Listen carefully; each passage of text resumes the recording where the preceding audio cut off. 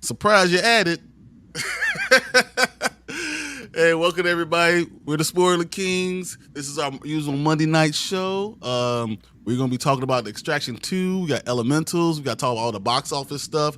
There's a lot of stuff that went on in Marvel today. So I'm Brian the Grizzly. Here with Brandman Brandon. Of course, our leader, Tank Kramer over there, that he didn't even know he was on the stream.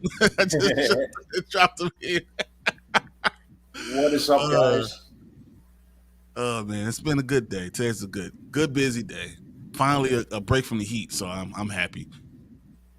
Yeah, it was a nice one. Mm-hmm. Yeah, us bigger guys like the little cooler weather. You know, people like Brandman over there showing off pictures of how fit he is and stuff. You like all the sunshine and all that crap. F that.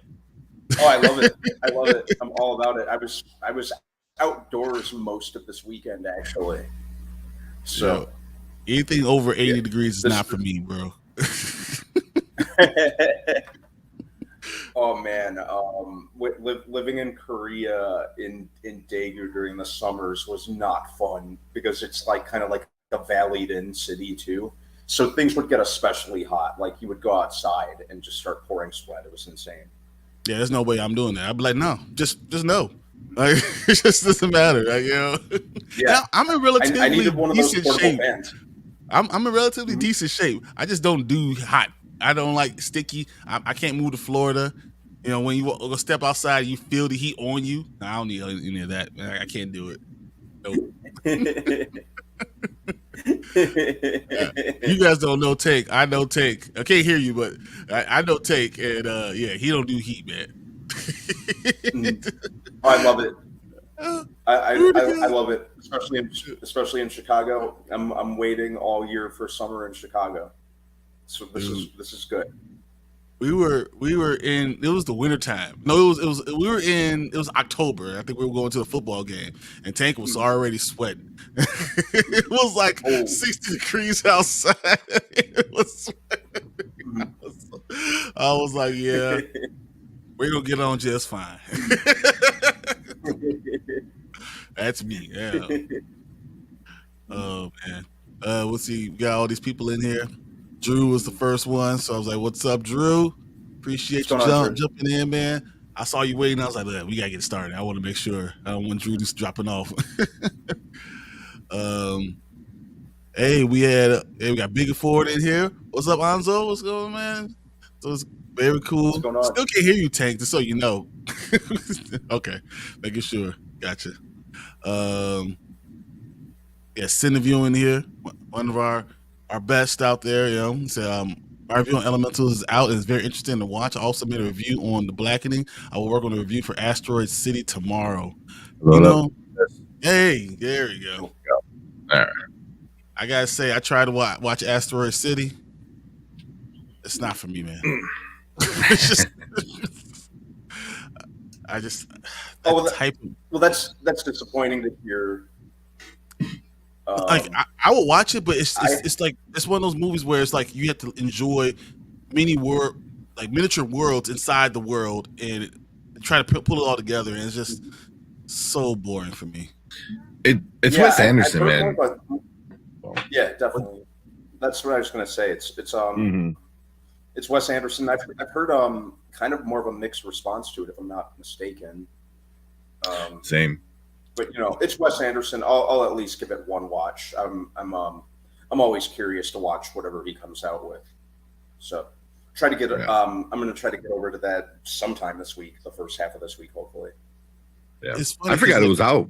I even forgot it was out. It doesn't like register with me. Like people from Hollywood love this guy, but like people in the regular world be like, I guess. Yeah, yeah. But he's also like kind of like Horror Geek said. He's very art house. So a Wes Anderson film was always a home thing. Sorry, go ahead, Brandon. Very much so. Oh no, you're fine. I was just saying, very much art house. Yeah, has anyone seen the like the trailer or like the fan made trailer? Like, what if Wes Anderson made an X-Men movie? Yeah. Oh my god. Yeah. Yeah. That one uses a lot of AI art too. Yeah. But yeah, right up my alley. Yeah, he's definitely. I'm always kind of curious to watch whatever he comes out with, so I'm gonna check it out at least once.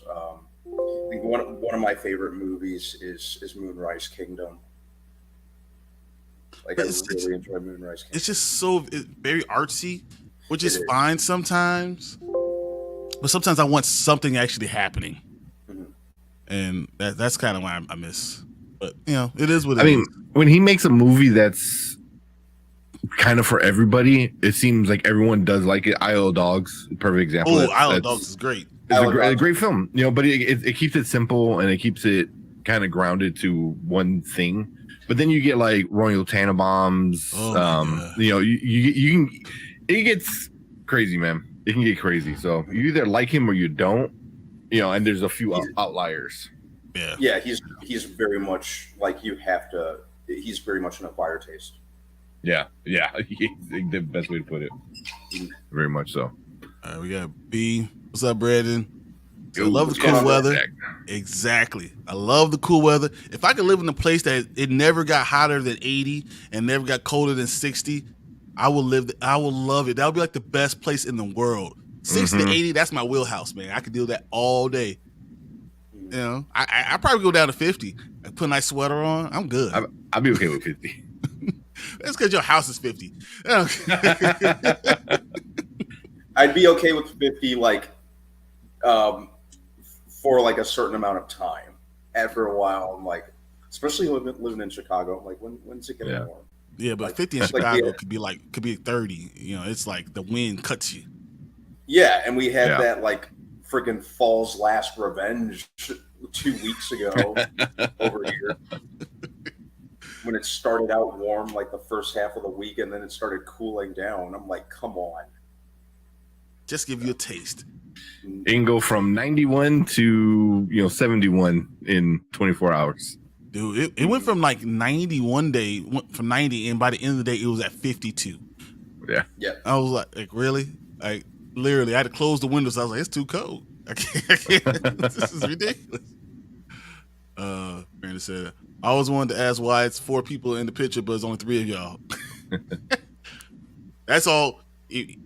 We had when we started. So when it first started, it was 2 people, and they're doing really good. But then one person kind of walked in and just kind of bombarded everybody because I was just coming in all the time. So Will started off everything, and Will allowed me to come and join them, and then Will had some other stuff that he had to take care of. So he's still part of our family. He's still there in our spirit, but honestly, right now it's just us three doing most of the stuff. But every so often, I always have hope that we can always have someone jump back in. But right now, it's us three. We're the three. Yeah, pretty much. Yeah, because it would be nice if Will wants to come back. He's always welcome. And I wouldn't mind because then we can rotate between the four of us. And just do. All right. Who these two and these two. We can rotate between the like two, but things happen. But there'll be no rotation as long as I'm here.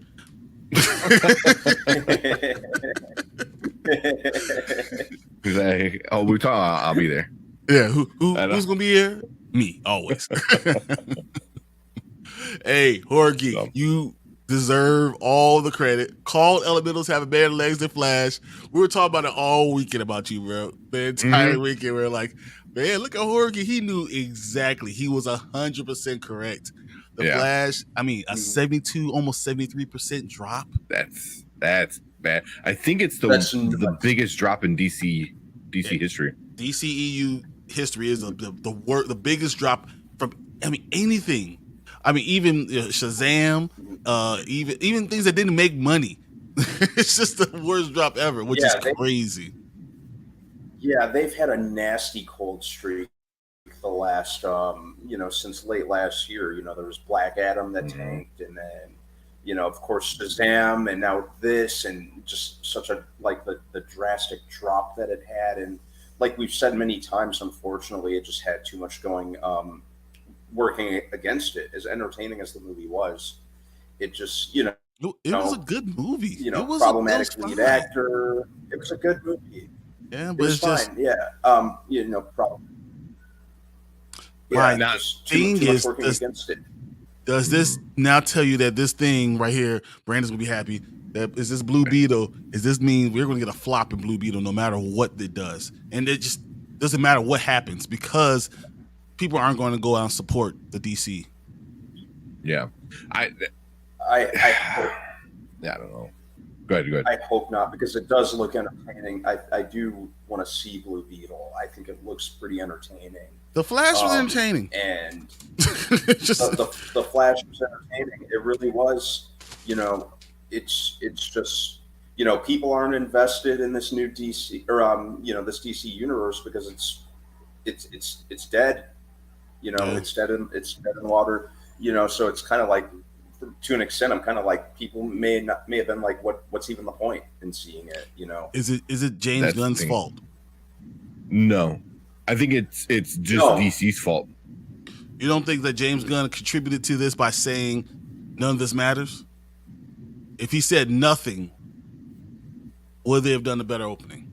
And that's not really, I guess that's not really the same question, because it might have done a better opening, but I think you guys are right that it's not his fault, but he did contribute to this one not doing as well. He's the voice, but everyone, no matter, it could have been anybody, somebody completely brand new, and this still would have been the same issue. It was like, oh, it's not part of the same universe, so why do I care? Granted, he came out and said, he goes, listen, we're going to reboot it, but leaks would have came out, Henry Cavill's not Superman anymore, this would have came out, blah, blah, blah, is not happening. You already got stuff that would have been leaked, and fans would have figured out. I always felt like, My Time to Shine, Hello, and all those guys who do unbelievable leaks and stuff, but you don't know if that's really happening. But when it comes from the top, it tells you, oh yeah, just why do I'm not going to bother. But even after you watch this movie, you're like, it's a good movie, but it doesn't tie into anything. You're like, okay, cool. Yeah. Like, and I think Warner Brothers may have kind of jumped the gun, but no pun intended, right? but by announcing this rebooted DC universe, they could have waited. They could have sat on it until after this movie came out. That's my point. That's why people are saying James Gunn didn't need to say anything. He could have waited to after this came out. And and then we got the George Clooney ending instead of the one that they they talked about having, the Kaye and Keaton ending. That was the other ending that they had filmed already. They could have done that. They could have not. They said, okay, we're going to can that. We are going to reboot, and after this movie, you kind of start to tell people we're going to start to reboot some of this stuff. But why tell them months ahead so they could plan on not supporting you? I just thought that wasn't the best idea. Yeah.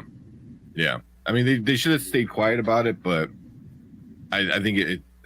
Yeah. I mean, like I said, the movie was good. It wasn't the greatest comic book movie like all these people have been saying. Like, not even close. Like you said, it's not even the best one this month. So yeah. I mean, it is what it is. But I was really surprised, like how big of a drop, because I was like, damn, 72% is stupid. Damn. Yeah. Yeah, that's brutal. After losing $20 million less than you thought you're going to open at, and then having the 72% drop, not making $20 million in your second week, barely making 15.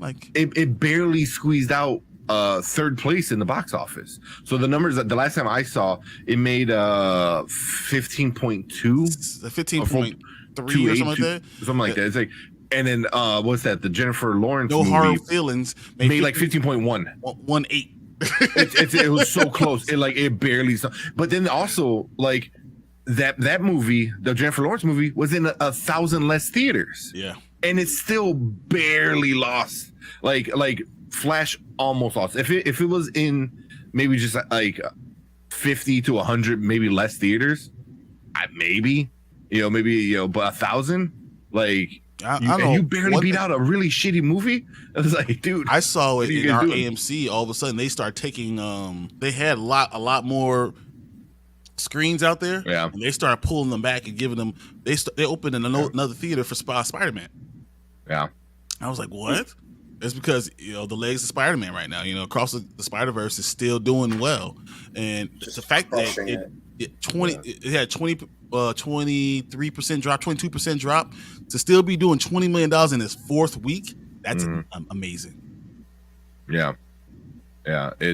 It's really interesting. Like Elemental, I think I called it too. I'm like, Elemental is going to do better than the Flashes this week, and it did really, really way better. But I mean, also I think Elemental was a good movie. And I mean, it kind of to me deserved. It wasn't the greatest Pixar, but I think it's a step in the right direction of Pixar regaining itself. Stuff like that. I mean, we're gonna talk about that whole Elemental today, but yeah, this box office stuff was. I mean, everything got switched up, but Spider-Man has consistently been number one, and then number two, and then they go back to number one. So actually, it was number 3 last week, and it went back to number 3. Yeah, from 3 to 1, which is crazy. Okay. Yeah, I was like on the weekend. I was like, really? When did it go number 3? What was number 2? I cannot remember where it wasn't. Was it Elemental? It might have been Elemental. It might have beat it. Weekend. Yeah, it might have beat it by maybe whatever. I gotta look at it. Well, I was surprised. I was like, number 3 to 1. Yeah. But yeah. I liked Asteroid City. Very interesting. Jorge said I enjoy Asteroid City, but very art house. Yeah. Yep. Said good news. I'm planning on seeing Indiana Jones and the Dial of Destiny this weekend. Nice. Maybe it's good news. I'm hoping that you go and enjoy it. I'm going to also see it this weekend. I'm not going in with any expectations, but part of my heart, honestly, I hope that it's not good, because that's how much I don't want Catherine Kennedy anymore. I want her out the door. I literally will sacrifice my love for Indiana Jones to get her out the door. Get her out of the picture. Yeah, I get that. She's. I fear her dive bombing it, and but we'll see. All her negativity and all her decisions have been bad recently. I just think that she needs to get out of the way. Not that she's not smart. Yeah, I just don't like her decisions. I'm not a fan either. But yeah, we'll see. We're gonna see. I'm curious to see how James Mangold handles it, taking over directing from Steven Spielberg. Mm-hmm. like I said, I find Spielberg just as synonymous with Indiana Jones as I do Harrison Ford. So this is going to be interesting. But Mangold's a great director. So if there's anyone, you know, good enough to pick up the slack, you know, it's him. He's a good choice. I think he could do it. I mean, look what happened to the last Indiana Jones movie. You know, yeah. So it doesn't just because he's part of it doesn't mean it's gonna be a great movie. Yeah, yeah. I've heard that. I've heard Harrison Ford is very good in this movie, but it does has some unbelievable parts. You know, so I mean, is it? I'm not saying it's Fast X, but you know, there's still gonna be some things that like, really, guys, really, and does that ruin the movie? I don't know, because Indiana Jones always has very unbelievable things happening. And I think that's par for it. So you know, it could still be good. Yeah, we'll see. I'm at worst, I hope it's an improvement over Kingdom of the Crystal Skull, which I mean, you could make a home movie. It'd be better than Kingdom of the Crystal Skull. I mean, come on. I remember thinking that movie, like from the beginning, wasn't going to be great. I remember I felt like I was the only one who didn't have high hopes for it. I remember everyone, like back when I was still in school and they were filming it, and I'm just thinking to myself, this isn't going to be great. Like even on message boards and stuff like that, everyone's like, "Oh, it's going to be so awesome! It's going to be so awesome!" I'm like, am I the one losing my mind? That I just don't see this being great. And then they said that like a big component of it was going to, or a part of the movie was going to take place in Area 51, and I'm starting to think then I'm like, oh, I see where they're going with this, and yeah, it just. Yeah. I remember the trailers were bad. The trailers aren't interesting. And what I remember specifically about watching Crystal Skull was I remember being in the movie theater, and this is like maybe I'm gonna say 50 minutes in, not even an hour, a little bit less than an hour, and turning to my left, and the person to my left was asleep, and then turning to the right, and the person to my right was also asleep. I was like, is this really happening right now? Indiana Jones that we've been waiting for, and both people are sleeping right now. I mean, snoring. It wasn't like it was a midnight show either. It was this following opening weekend, and they're out. And I was like, wow, that was the first time I experienced something like that. I didn't even go see it in the theaters. I'm like, man, I just didn't care. I just legit, and I love Indy 1 and 2. You know, so yeah. Yeah, not 3 though. Yeah, 3 was good. It was okay. I like the original 3, and I've been revisiting Young Indiana Jones Chronicles on Disney Plus, which has been a lot of fun in preparation for this. You know, pretty much anything Indiana Jones related, I'll give a watch at least once. You know, all the, you know, I think there's just a lot of room for, you know. It's like the adventure franchise, even with the Crystal Skull not being the greatest, but you know, we'll see. It's what the adventure genre was almost started with Indiana Jones. Yeah. All right, let's go through some of these comments quickly because I feel like we're getting behind. So sorry. Okay. I know it's mostly my fault.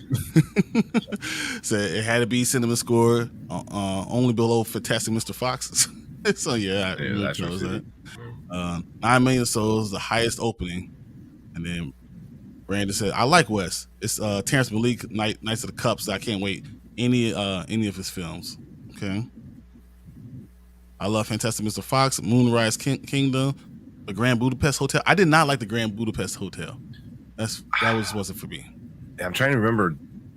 I don't remember watching. I probably did watch it, but I just don't remember it. I'm trying to remember like right now. Mr. Fox was great. Moonrise Kingdom was great. Grand Budapest Hotel. I'm trying to remember. I'm like, I don't. Just look at the trailer. I mean, you will remember immediately. I know. I probably. He said it was tracking for a 75% drop, but they did a buy one get one free ticket sale, and that pushed them higher. Wow, that's awful. Like I bought a ticket, and he handed me $5, and then that's what happened. All right, Brandon said Blue Beetle will have a massive drop as well if it takes off. Tell me how you really feel, Brandon. That Said Blue Beetle will do a tad better than Flash. I think Flash doesn't get to 300 million. that's the rumor. Is that crazy? That's the rumor. That it's not even gonna beat Black Adam, and you're like, wow. Well, you know, everyone talks about Black Adam like it's terrible, but do you realize that in the last year, Black Adam is like one of the highest grossing DC movies, all the ones that they dropped? I know, which is crazy because it didn't even. I think it hit 400, which is 396. I think it's which, that's kind of nuts. But you expect the Flash to do better because Flash is more of a well-known character.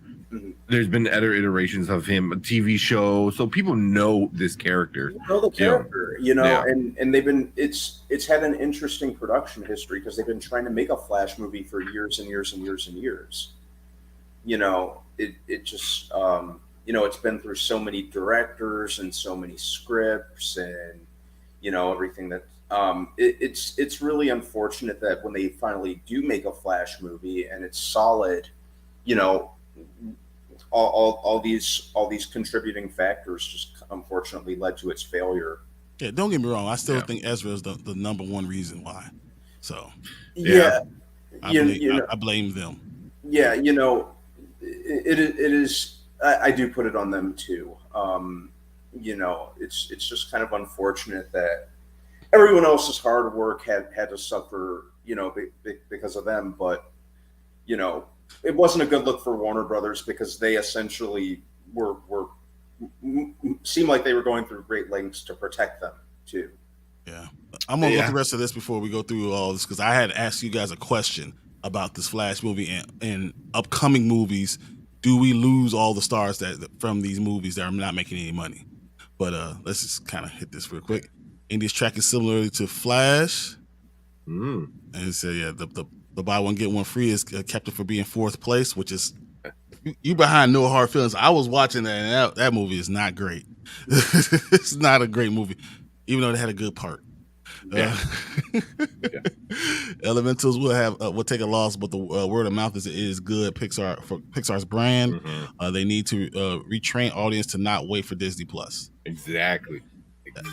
That's a very good point. Hey, what's going on?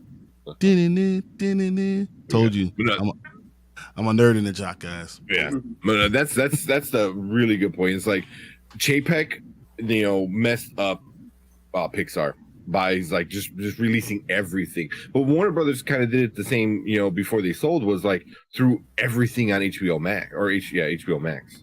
And messed up a lot of stuff. So you have to like you said, you have to retrain your audience. You're like, hey, it's a Pixar movie. This is an event.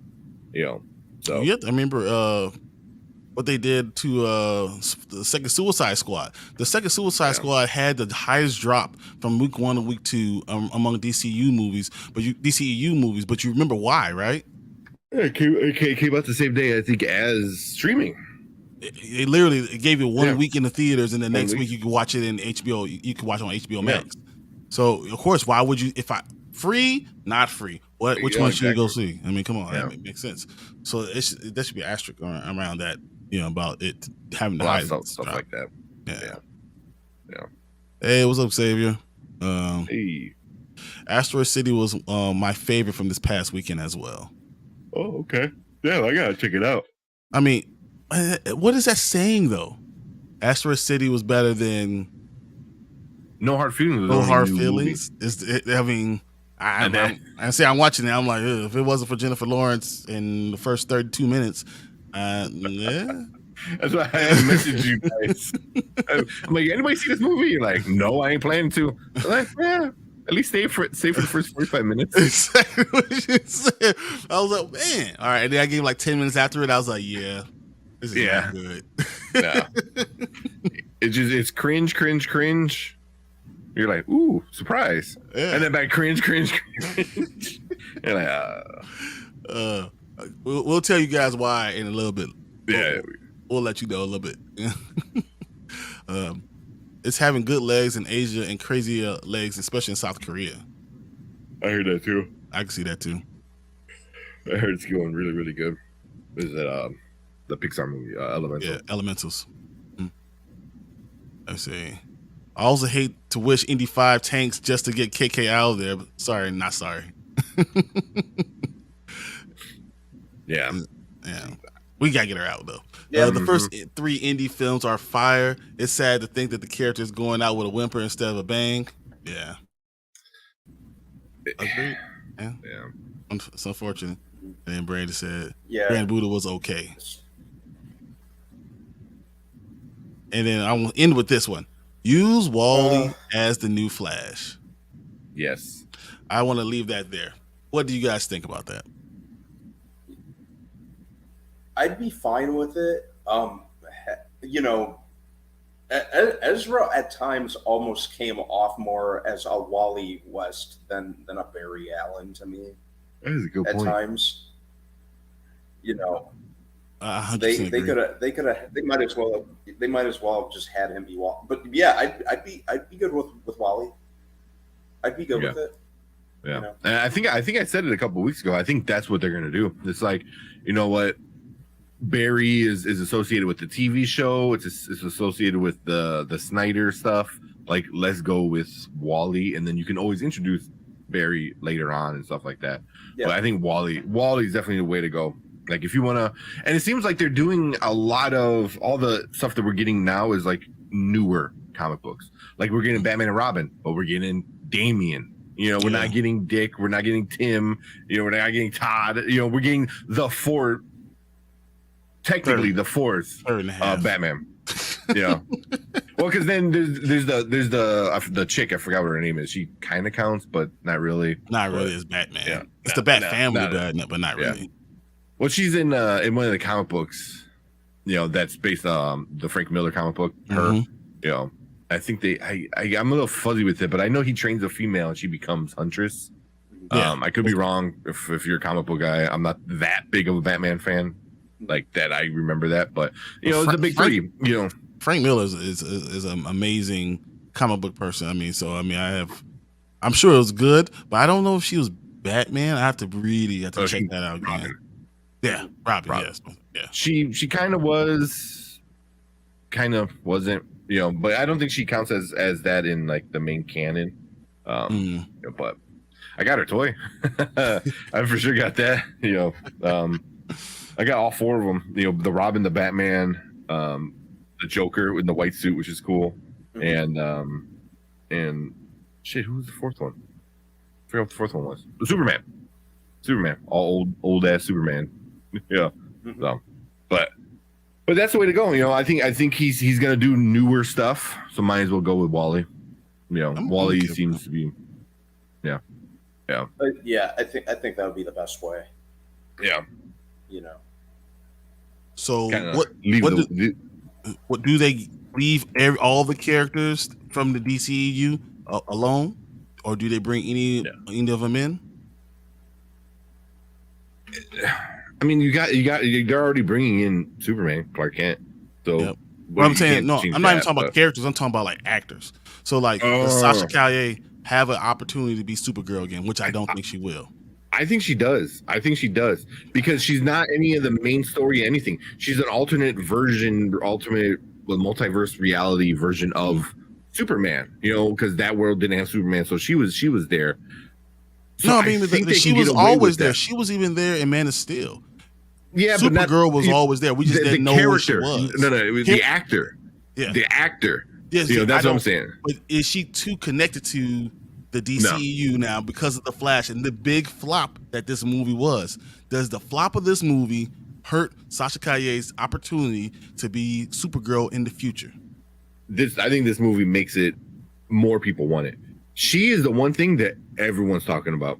I have seen so many pictures of her like doing that where she's leaning on the door in the mirror where she looks like she's got like freaking 8 feet long legs and shit, and just she's popular and people. It's probably because what you were googling when you said that. Yeah, that too. But she's going off right now. I think she could do it because it's not tied into. It's kind of loosely tied into because it's a multiverse kind of thing, you know what I mean? So I think they can take her and be like, "Oh, here is our world's version of Supergirl and this and that, because it's gonna be a whole different origin story. It's gonna be a whole different story and probably a different suit. So I think they can get away with that. But that's the question. When you have someone who is connected to something else, you're trying to do whatever they can. That it seems like what James Gunn is trying to cut off Snyderverse people. Anyone who was there, he wants to try to cut all characters off of from there. Even though they could have kept some of these people, it looks like they're trying to get them all away. So no matter how good she looked at it as Supergirl, how much it made sense, how you liked her depiction of the character, can you do that and still be farther away from the Snyderverse? Because no matter what you see, about Keaton though.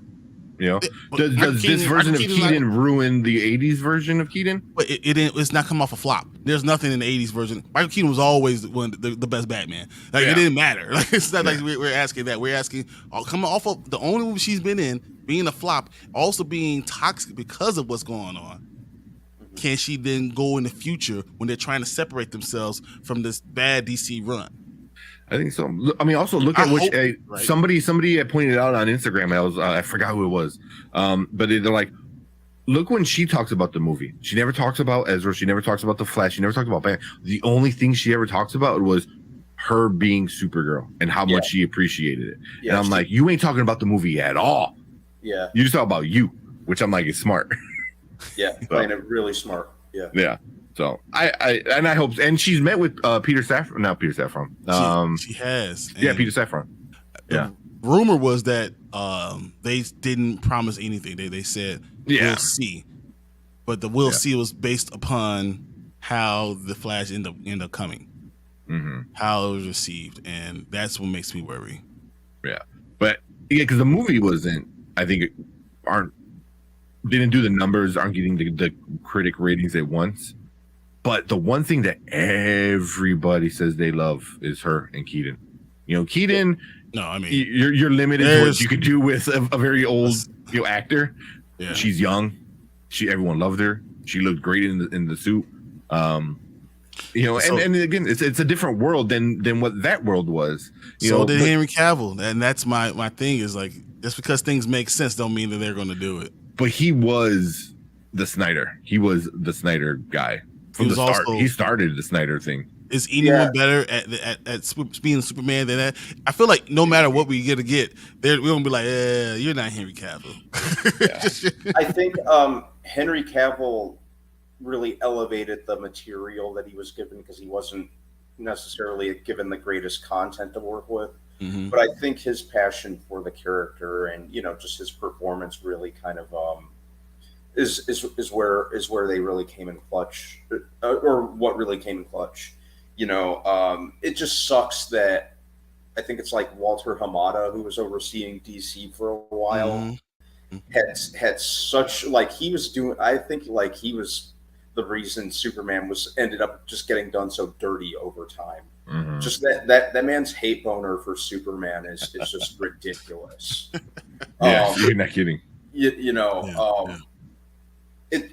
It's unfortunate, he should have had a lot more, but I am kind of curious to see, who gets cast for Legacy. They're saying there's a front runner for the role that may be announced at Comic-Con. That would be smart. Wouldn't that be real smart if now that Marvel has dropped out of Comic-Con? Yeah, Disney. It would definitely be smart. They announced so much content last year that it's. I think it'll be nice to potentially let DC just kind of take center stage this time. I think they're going to do it because I think they're trying to see if DC just buries itself. Yeah, I hope just not. Go ahead, do what you're going to do. And then, now, it makes sense for Marvel to stay quiet because they got a lot of PR problems with their actors. Not saying that they're innocent or not innocent. It's the perception of they're in court and they have somebody saying negative thing, to but by the time Comic-Con comes out, a lot of that stuff is going to be handled. But then, even if it's handled, it's not enough time. You still have to answer all those damn questions. Yeah, exactly. If hopefully it's all done and said and done by then, hopefully, which I hope it's a speedy trial, especially with Jonathan Majors. You still got the Tenoch thing, which just seems like it's kind of just disappearing. Yeah. But yeah, if the Jonathan Majors thing's finished, I think, like you said, you have to give it time. Otherwise, you're gonna still get a lot of questions. So I think the best thing is just I think let it sit. he'll get in front of it, but I don't think Comic-Con's a good place to do that.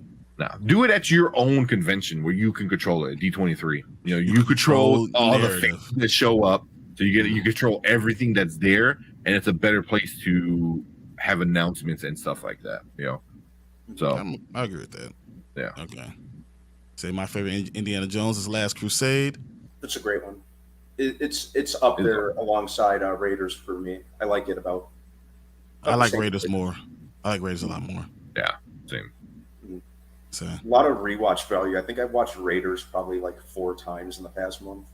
Because you can, and it'll be interesting every time. So insiders are saying David Cornsweet and Emma McKay are close to locking in their roles as Clark and Lois.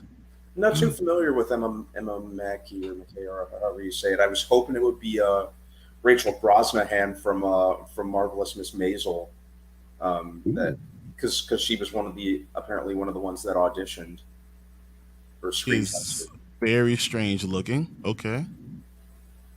The guy for Superman ain't bad.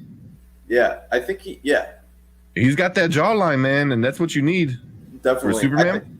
I think he'd be good. Hey, so does Emma Mackey. She also has that. Let's see.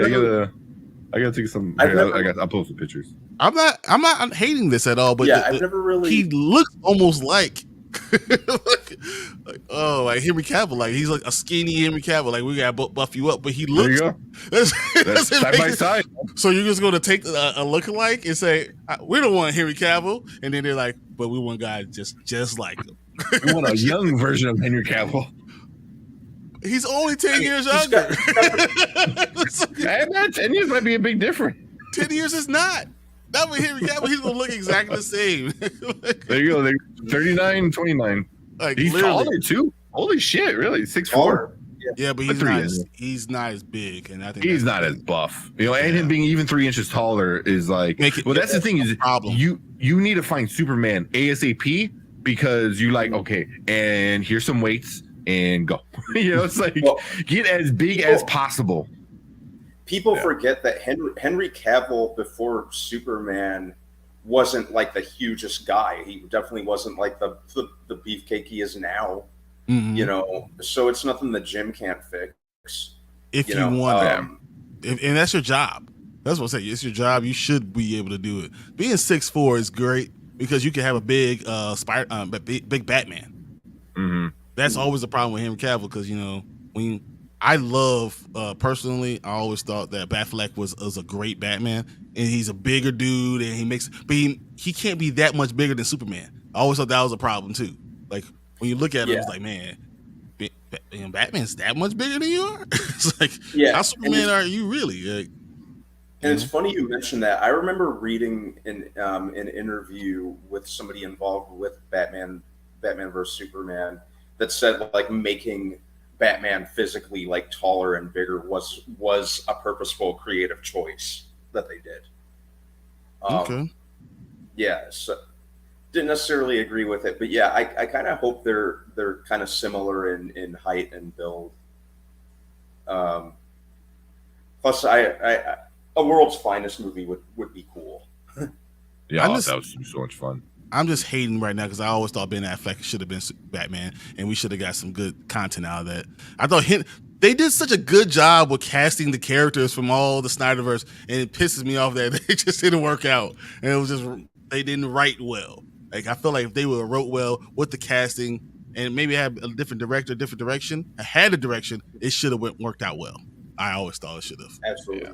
But Affleck is great. I do like him. But he could be a little bit of a diva sometimes. You know what I mean? Like he's like, because I'm not director. Well, I'm not gonna play with you guys. Like he does that shit a lot. Like he needs to be in control a lot. And if he's not, he tends to have a hissy fit. Not to the point where like he might be a better director than he's an actor. Honestly, he is 100%. He might be 100% better director. Director and writer. I almost hired him for that. Yeah. He's a great director. Yeah. He's a great director. I love Emma in Sex Education. That's where she's from. Yeah. I'm not going to lie. The cut behind Brandon is very distracting. In the screen. What do you want us to do about it? Our background. we might change things up once we hit 1,000. Do a little shake up, make things look a little bit. We'll freshen up a little bit. Refreshen up a little. It's up to you guys. The Flash will be on digital July 18th. That will be nuts. That's crazy. You tell me only in the theater for a month. It'll be in the theater for 5 weeks. I think that'll be week 5. Week 5 is July 18th. That's because it came out. When did it come out? It came out the 16th, right? Yeah. So like, wow, that'll be nuts. Yeah. About as quick as Fast X came out on digital.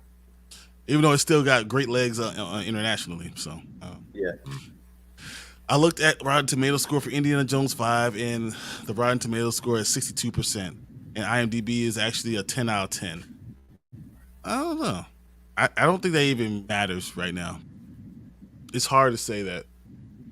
But I haven't seen anyone watched it and said that it was terrible. I have not seen terrible from anybody. Yeah. What I heard was like people were like saying this is gonna suck. It's gonna suck. It's gonna suck. And then they watched it. They're like, it didn't suck. They didn't say it's great. It didn't suck. So and I'm like, okay, that's a win for me. Xavier said they swapped one Cavill for another. They're like, yeah, let's take Cavill, who's been in the dryer a little bit too long, a little bit smaller.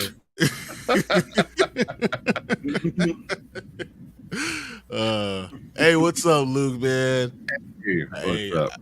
Luke, you guys gotta check out his channel. He's been doing some really good stuff with his reviews. He's always very interesting. I think he's very interesting. I saw when he and Zach do stuff too. Some of my favorite people to watch, because YouTube people, you should watch YouTube. so just and really enjoy and see all the content that's being put out there. So Luke, what's up, bro? Yeah, and that's one thing I like about like with this and like say sports, because we deal with sports too and our other stuff. It's like you can have different opinions. So like, granted, like we have a review on whatever movie, Luke will have it, Zach and other people will have it, but it's all different opinions, different takes. Mm-hmm. Like I love watching different people talk about it because they'll say something. I'm like, oh, I didn't even think about that, So yeah, so definitely go check out Luke. I want to get Luke on the channel, just Luke, not on a panel, because when it's a panel, it tends to be a little chaotic. But I like panels too, though, because I don't mind. But you know what I've learned now? You have to be very strict. Well, you got to stop. All right, this is what's going on next. You have to be in control of what's going on. It's almost like every person you let talk, you have to talk, and then set the next person, and that's what like it has to happen. Yeah, it's so hard. I only know David from Netflix shows Hollywood and The Politician.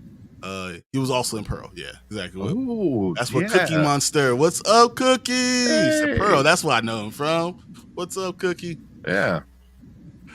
Let's see. And Tony says, I feel Emma Mackey should be another character. I agree. I don't see her as Lois Lane. That's not a good look for me. I keep on looking at the look like, Yeah, I'm looking at it here. Rachel Brosnahan. Rachel Brosnahan auditioned. That's who I'm hoping gets it.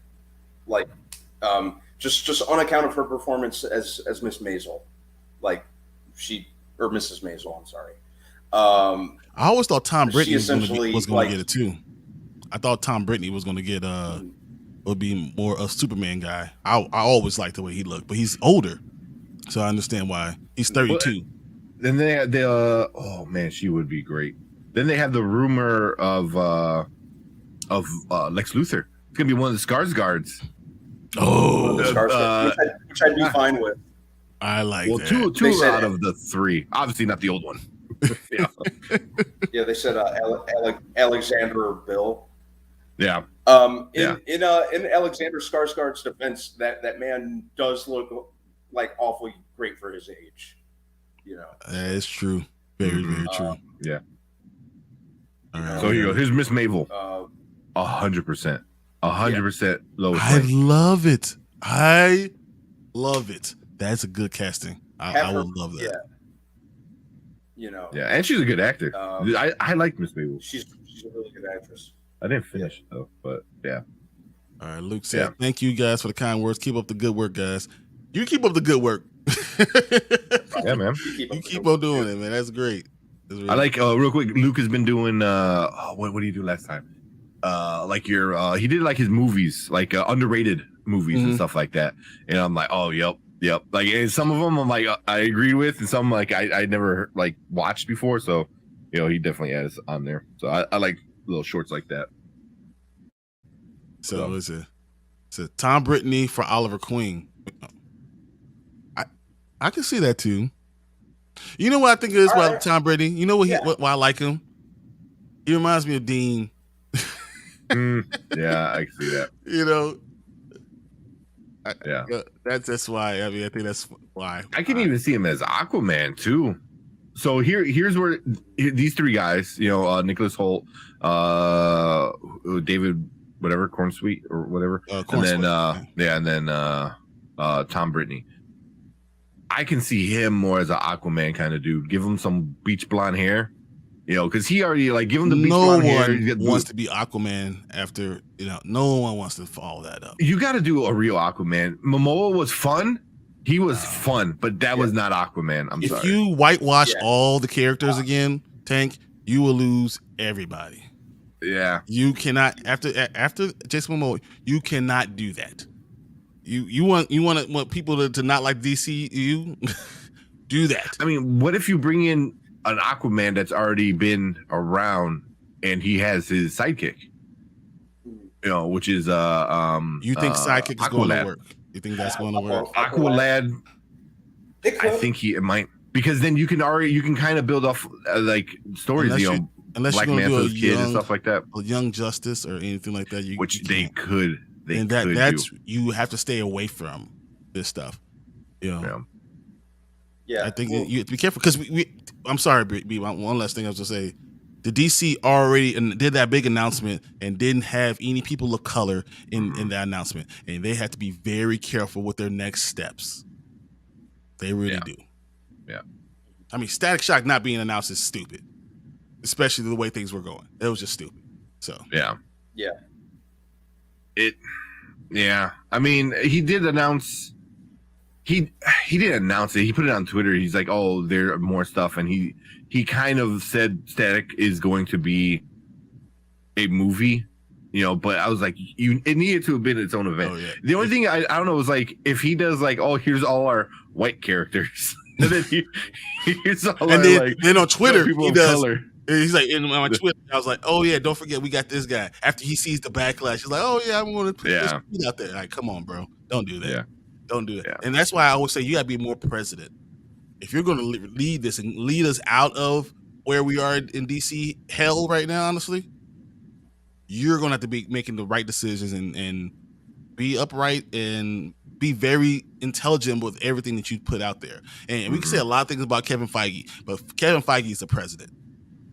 And, you know, and I'm hoping they take some of the stuff from him because no matter what you could say about Marvel and DC has better characters. They have better storylines. They have better. They really do. Look at their animation. They know how to do it. They just are better. So if we get the right leadership and we can get rid of all this animosity and the whole Snyderverse stuff and all, if you can get rid of that and unite the people, this could be a monster that that Marvel doesn't see coming. Yeah. And I mean, it's like Jorge said, like James was hinting at a Mr. Terrific, a while ago, but he didn't announce it. Then that's kind of the problem. It's like,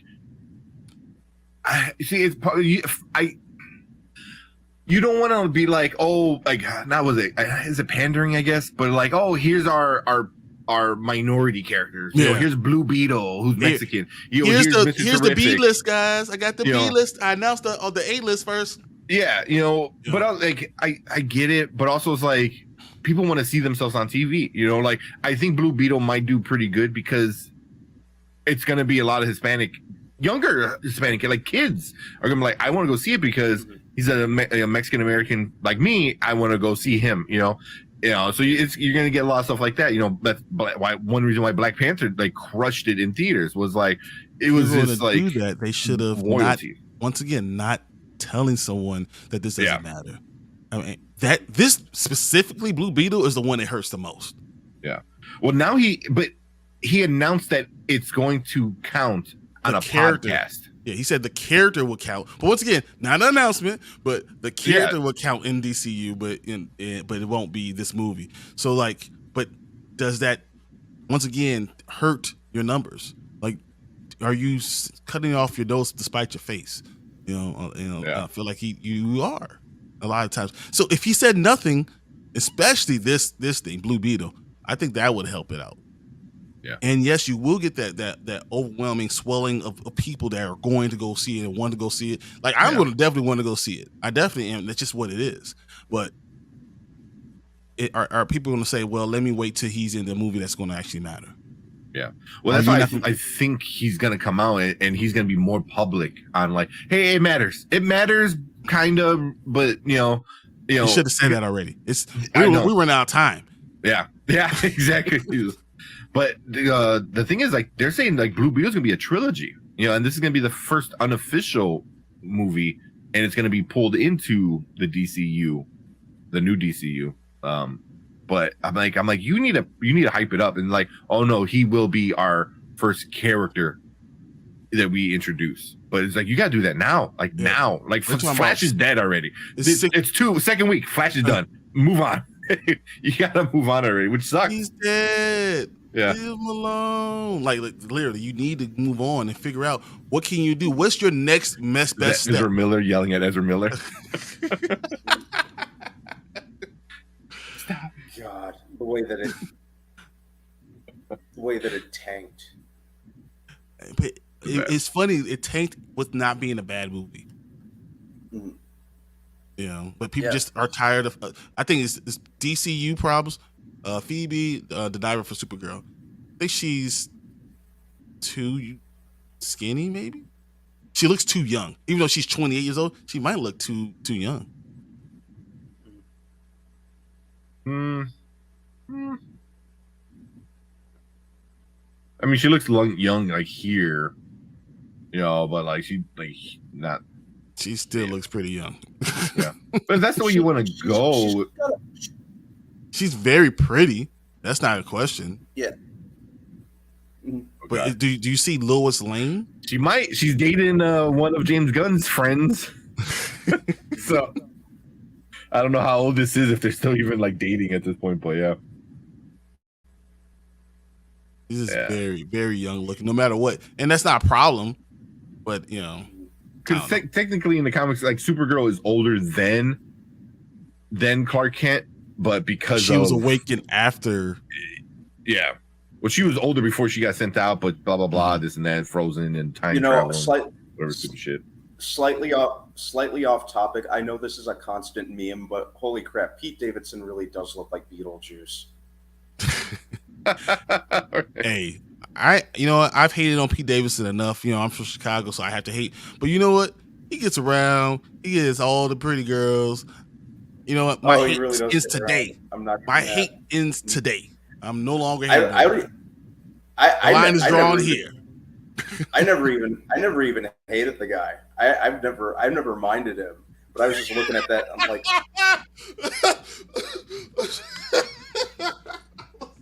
see what I'm saying? What the hell did I just? Oh. Oh man, I wasn't ready. That wasn't good. Watch he's like in the movie. That would be funny if he's in the movie as like Beetlejuice's kid or some shit. Oh boy. Wow. I can't believe that right now. I'm sorry. That was amazing. Pete Davidson is what I imagine Beetlejuice looked like when he was alive.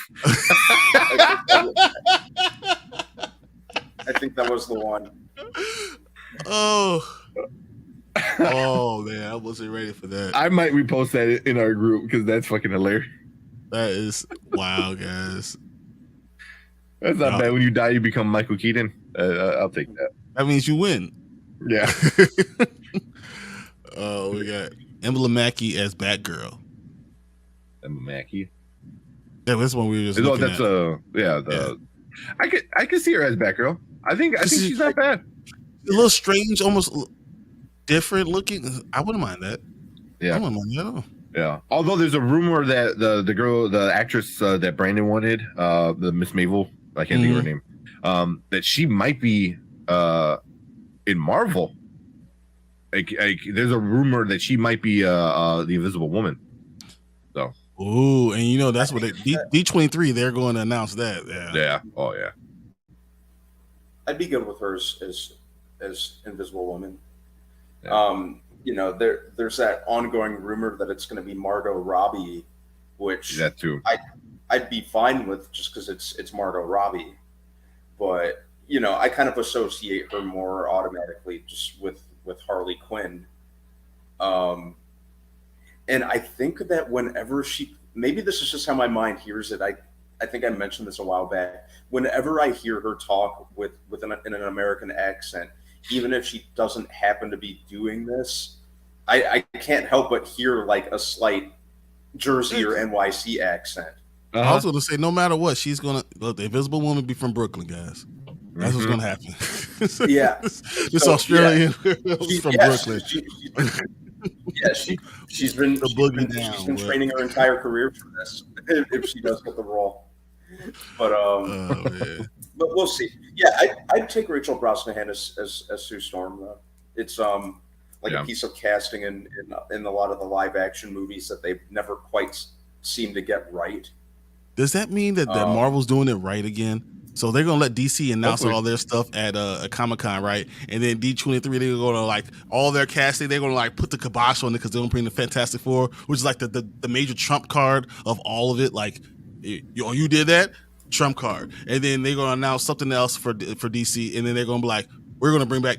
It's like they're gonna always just have a soundboard up. You're lucky. All the time. That's what's gonna happen. Like every time they do something, they're gonna be like Fantastic Four. Miles Morales, like they're gonna stack shot. Miles Morales, they're gonna start doing Young Justice. They're gonna be like, and they go see the Trump card coming down slow motion. X-Men. It's like they have all the cards in their hands and they're just waiting for it just to drop. I mean, and that wouldn't be a bad idea too, because then I know James Gunn and Kevin Feige are good friends. They talk they know a lot. Like I know he talked to Kevin Feige about taking that position, and Kevin Feige encouraged him supposedly. And that wouldn't be too bad if they kind of work together, like, all right, you have your moment and now we're gonna have our moment. You have your moment and then we're gonna have our so it's a kind of back and forth kind of game thing. But more than anything, like, Marvel's my best friend, right? So I would one up him all the damn time. No matter what I was doing, I want one up him. I'm like, oh yeah, take that job, bro. Go ahead, take it. Oh yeah, you could have C2 whatever. You could have Comic-Con. You could have all of it. And then as soon as he does it, I'm like, got my own. Because I play spades. So that's the way we go. Truck, bam, got you. All right. Oh, you put that ace out there? I don't know what I'm gonna do with the ace. Joker. It's like another. I just have one up you all the time, and I feel like that might be what's going on, which might be really good for us. That means we get good casting, good movies. Yeah. If I hope James Gunn can pull DC out because I as I said, DC is still my favorite, but Marvel's winning. Yeah. The Spider-Verse really for Green Lantern. Yeah. So sorry, good. Spider-Verse really beat DC to the punch with Latino representation and multiverse movies. Yeah. Miles Morales was. I think they saw the writing on the wall with Static Shock, and they pushed Miles Morales the right time. They are making good moves. Yeah. I mean, and Miles kept getting bigger and bigger and bigger. I think, especially as there's a giant connection to him and Donald Glover. I kept wanting to say Childish Gambino. Donald Glover. You'll be right either way. Either way, right? So as Donald gets more bigger with music and stuff like that, it just means like Miles kind of gets pulled along too. But also the video games, the TV shows, the animated shows, the kids shows. There's a Disney Matt or whatever Disney kid show right now that has Spider-Man, Peter Parker, Spider-Man, Miles, and Spider-Man Gwen. You know, Spider-Gwen. And they're all three of them are like they look weird as hell. The animation is super weird, but I'm like they're all like the team. Hey, the watch three it. of them. My kids love it. Yeah, they love it already, and Yeah. they're like kids. They're like 10. Yeah. So like they know, you know, it's like, and it's for Marvel, it's like the perfect trio. It's like we can have the female, we can have the minority character, and we can have the OG character all together and playing fun. An Afro-Latino person is just like a killer. That's an ace in the hole. You get two minorities in one. I don't even understand how you do that. I don't know how I'll let this happen and be so happy about it. Like we're gonna throw one card out there and all of us are gonna be happy. And you know, as much as I want to call you out on it, I still kind of just like, yeah, I'm happy a little bit about it. It's just it works out. Yeah. Spidey and his amazing friends. Yeah. Is that so? Okay. Horror Geek. They broke up. And he said he's with everyone, yeah. And Xavier said, right. Davidson lands the baddies for sure, but he does look like Beetlejuice. And then Brandon said, I don't like Peter at all. And it says, yeah, Spidey and his amazing friends is a kids show. And I know it because my kids watch it. And it's on Disney Plus.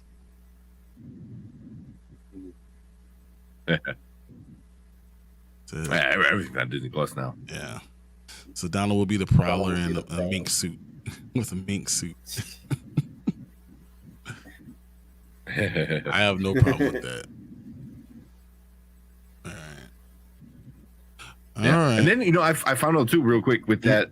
Can you hear me? Yeah. You're a little delayed. delay. A little bit. Yeah, you're a delay. Yeah. But I've been watching all these like clips and stuff like that. I guess from Miles #1, was it Into the Spider-Verse, when he's talking to his uncle for like that first time when he goes into his apartment, he's watching on TV the part of Community where Donald Glover wakes up from the bed and he's wearing the Spider-Man suit. That's on the TV in the background of the Miles like first movie, and I was like, that's awesome. That's awesome. Like, because it all started from that. Miles started because of that one scene. So it was like, it's really cool that like it all kind of like tied together. Like, I just have to have it here, just close by, just in case I can pop it in real quick.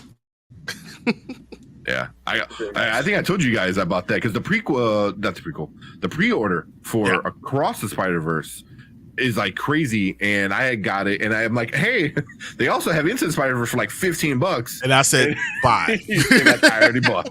I'm buying it, so I just bought it too. Yeah, it's the 4K Blu-ray bundle. So. Yeah, I'm all for it. This is good. It's a good bundle. I'm very happy. Maybe I'll share some of my stuff with it too. Yeah. All right, we just talked an hour and 10 minutes about just fun stuff because we're such nerds. Yeah, well, it was mostly about the Flash and stuff like that. I'm gonna have to find a way to cut all that up into the Flash, the box office stuff. I mean, we talked about a lot of different stuff, so that was fun. So all right, I'm gonna let you take over, Tank. Go ahead and let's do Extraction 2, and then should we do Elemental first? We'll do Extraction 2 first, and then Elemental, because I think more people will be interested in Extraction 2 than Elemental. Hey. By the way, I just to let you know, Tank, I did go to the theater to see Elemental, but I did it at the end of my Friday and ended up falling asleep for most of it. I mean most of it, pretty much all of it. Okay, all of it. It was a $20 nap. Yeah, it's all good. I'll pay that anytime. Yeah. I'm trying to think if you missed it. Thank goodness for AMC Stubs, my account there. You know, so. But yeah, definitely did watch Extraction. Okay. Yeah, I mean, I don't think we're spoiling anything when we do talk about Elementals. No. So. Have you seen Romeo and Juliet? You saw Elementals. Yeah. If you saw the beginning, you know exactly how it was gonna play out and how the end was gonna be. There's just probably some of the smaller details, but as soon as it starts, you kind of like, oh, I know all the beats it's gonna go through and how it ends. And it does. So, and but it does it exactly. well. And I'm okay with it. Yeah. David Harbour is in Extraction 2? No, he's not. He's on the cast listing, but he doesn't have a name under. Do I I remember him being in the first one. He was in the first one. Yeah, I don't remember seeing the second one. Wow. Me neither. Yeah. He might have, Google always messes up when you do stuff like that. Cool. You got a synopsis pulled up? All day, every day. All right, let's do Extraction 2.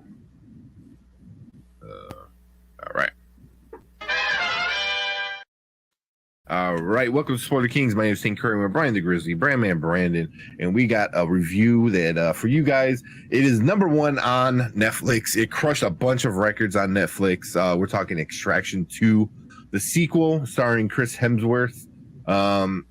Yeah, it's just an action movie. We'll get into the good stuff, we'll get into the bad stuff, and then we'll give you our review, our rating of it at the end. But to get it started, Brian's got a synopsis for us. All right, here we go. Back from the brink of death, Commando Tyler Rake embarks on a dangerous mission to save a ruthless gangster's imprisoned family. That's it. Yeah, that's the plot. Oh, I can show you another picture of the plot though. It's just a poster. Just a picture of her. Yeah. No, this is good. I was surprised how well they did a Netflix movie. Like, I would have rather seen this in the movie theaters than I would have seen half the movies I saw. So, same.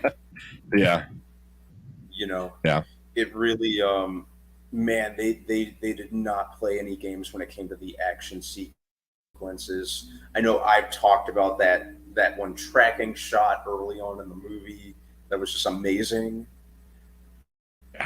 Just the action as a whole, like they like quadrupled down from the first movie. Those 20 minutes were amazing. Mm-hmm. Yeah. Holy crap. Yeah. That's gotta be everybody's like, because we'll start with our likes. Yeah, that shot had to have been one of the coolest, and it was so long. Like 20 minutes is a long time for one.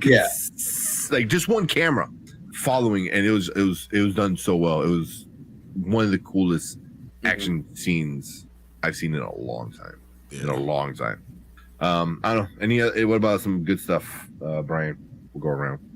All right. So, Chris Hemsworth did a good job acting. I believed all his scenes. I believed how he, they didn't just like bring him back to life and he was just okay. He had to like go through some things. He had to push himself. He had to learn to want stuff again. I just thought that was good. The story made sense. The fact that the Nick, stayed with him and believed in him. I thought that was pretty awesome. She wouldn't let him die. That's family, really.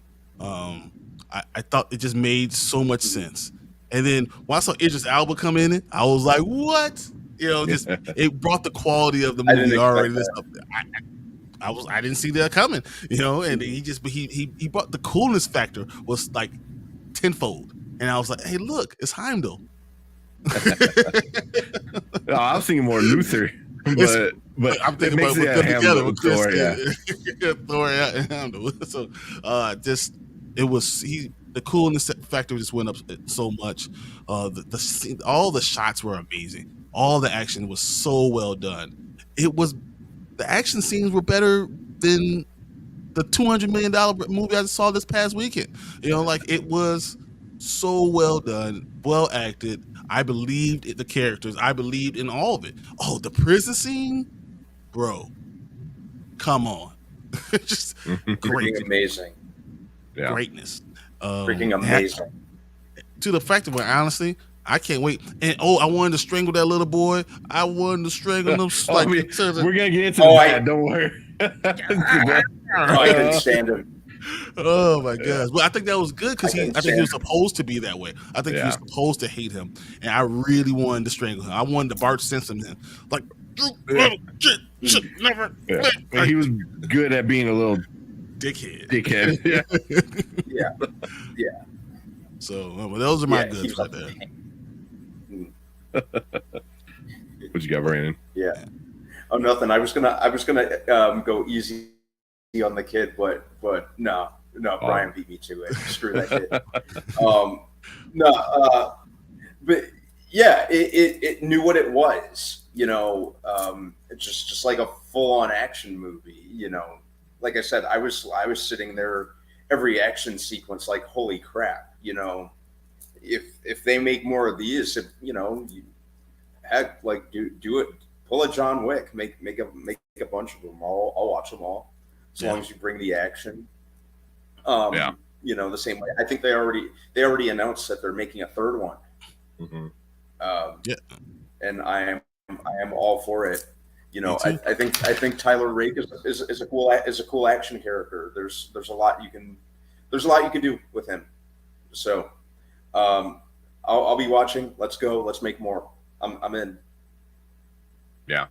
Yeah, same. Yeah, Tyler Rake is definitely somebody who reminds me of like what's the one with I know exactly Amazon. what you're talking about Amazon. I knew exactly where you're going. I was like, let me go look it up. I wanted to. Tom Cruise was him, and now it's something else. Yes. Jack Reacher. Jack Reacher. I wanted to have it for you. Yeah, you can have like a character like that, like a John Wick, like you said, so you could do like these kind of one-off stories that are kind of tied into something from his past. So it's like it's a character that's so vague that it works in its favor, whereas like you literally can like throw whatever at it, and I don't want to spoil it, but at the end it does kind of leave you with a cliffhanger where you're like, ooh, wait, what? Like Idris Elba say something and then you're like okay. I was like Idris Elba, someone, you work for somebody? Oh, this is nuts. Yeah. I'm curious to see who he works for. Who it gotta be Samuel that's Jackson. Gonna be. Who could be cool enough for Idris Elba to work for him? I mean, it has to be Samuel Jackson. I think like TVs might blow up if you put Idris Elba, Samuel Jackson, Chris Hemsworth all together. Just like these can't handle this. We do that all the time. That's Marvel. That's true. That is true. We haven't seen them all on the same screen together. But that is Marvel. Yeah. But can you imagine like he's like, yeah, who do I work for? Samuel Jackson. And he'd be like, motherfucker. Oh yeah, then you can let them really go out with their. Oh man, I think everyone would love that. Yeah. The badassness would be so awesome. Yeah. Because you're able to be, you're able to exaggerate a lot more in a story like this where you expect the same thing with John Wick. Like when you're not tied down to like reality, but you don't go to the Fast X level of craziness and just keep it to like it's good crazy, but it's still like somewhat believable. I mean but yeah. So this is like the action was good, the story was good enough. You didn't need a crazy in-depth story, besides like the little things. But the bad guys, the one thing I gotta admit, the bad guys were good at being a bad guys. Oh yes. They were what was their little gang? The oh my god, what was they called? Nazagira or some stupid, I forgot whatever they were called. But they were a great like little like gangster organization that was more than just being little gangsters. Like they were an army. Like it was an army. Yeah. Yes. Yeah. The Nagazi. There you go. Nagazi. Yes. Thank you, Brandon. Yes. Yeah. So, yeah, they did a really good job, and they were like, whoo, gangster. Like the one brother, like this is a spoiler, kind of. There's one brother in jail, and the other brother who is out of jail. Like a governor or a politician kind of comes and tells him, he's like, hey, you screwed over my brother. You didn't like let him free. He's like, oh, I had to play the part. He goes, oh, okay. And like the whole thing is like, oh, one of my prized pigs or whatever I'm gonna have to put down, and then he just shoots him. I was like, and then all his dudes get killed in the background. Did he shoot him or did he stab him in the face or something like that? Something ridiculous. I think he shot him. I don't remember. And then he like fell into the hole, and they were already filling the hole up. Who walks over to someone digging a hole when you're talking about being mad at somebody, I'm not Yeah. walking over there. There's no way. He stabbed him in the face. Is what I remember. I remember him like taking the pitchfork and went like, tsh, yes, and, like, that's right. Through his face. I was like, yeah, there you go. Yeah, Brandon said that too. Yeah, stabbed him with the pitchfork. Yeah, and then all the dudes in the background. Like, as soon as he got stabbed, all his dudes that he came with got shot up. Exactly. Yeah. But yeah. I guess like you're like, oh, I'm a public figure. What are you gonna do about it? But like he's like, I don't give a shit. He was, I put you in charge.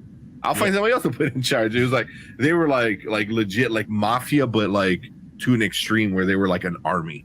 You know, so it was good bad guys. Based on family and fear, which is like the scariest thing in the world. Yeah. You can't get out. Yeah. So I gotta give credit because usually bad guys are kind of generic or boring. But when a movie's able to take bad guys and make you really hate them, you know, then you're like, oh, you know, which kind of leads into the Son, which is, you know, the reason why all this happened in the first place, little shithead. The movie should have been over. It should have been like they made it safely. Credits. Yeah. Well, 30 minutes in, we're done. Instead, they got 2 more hours.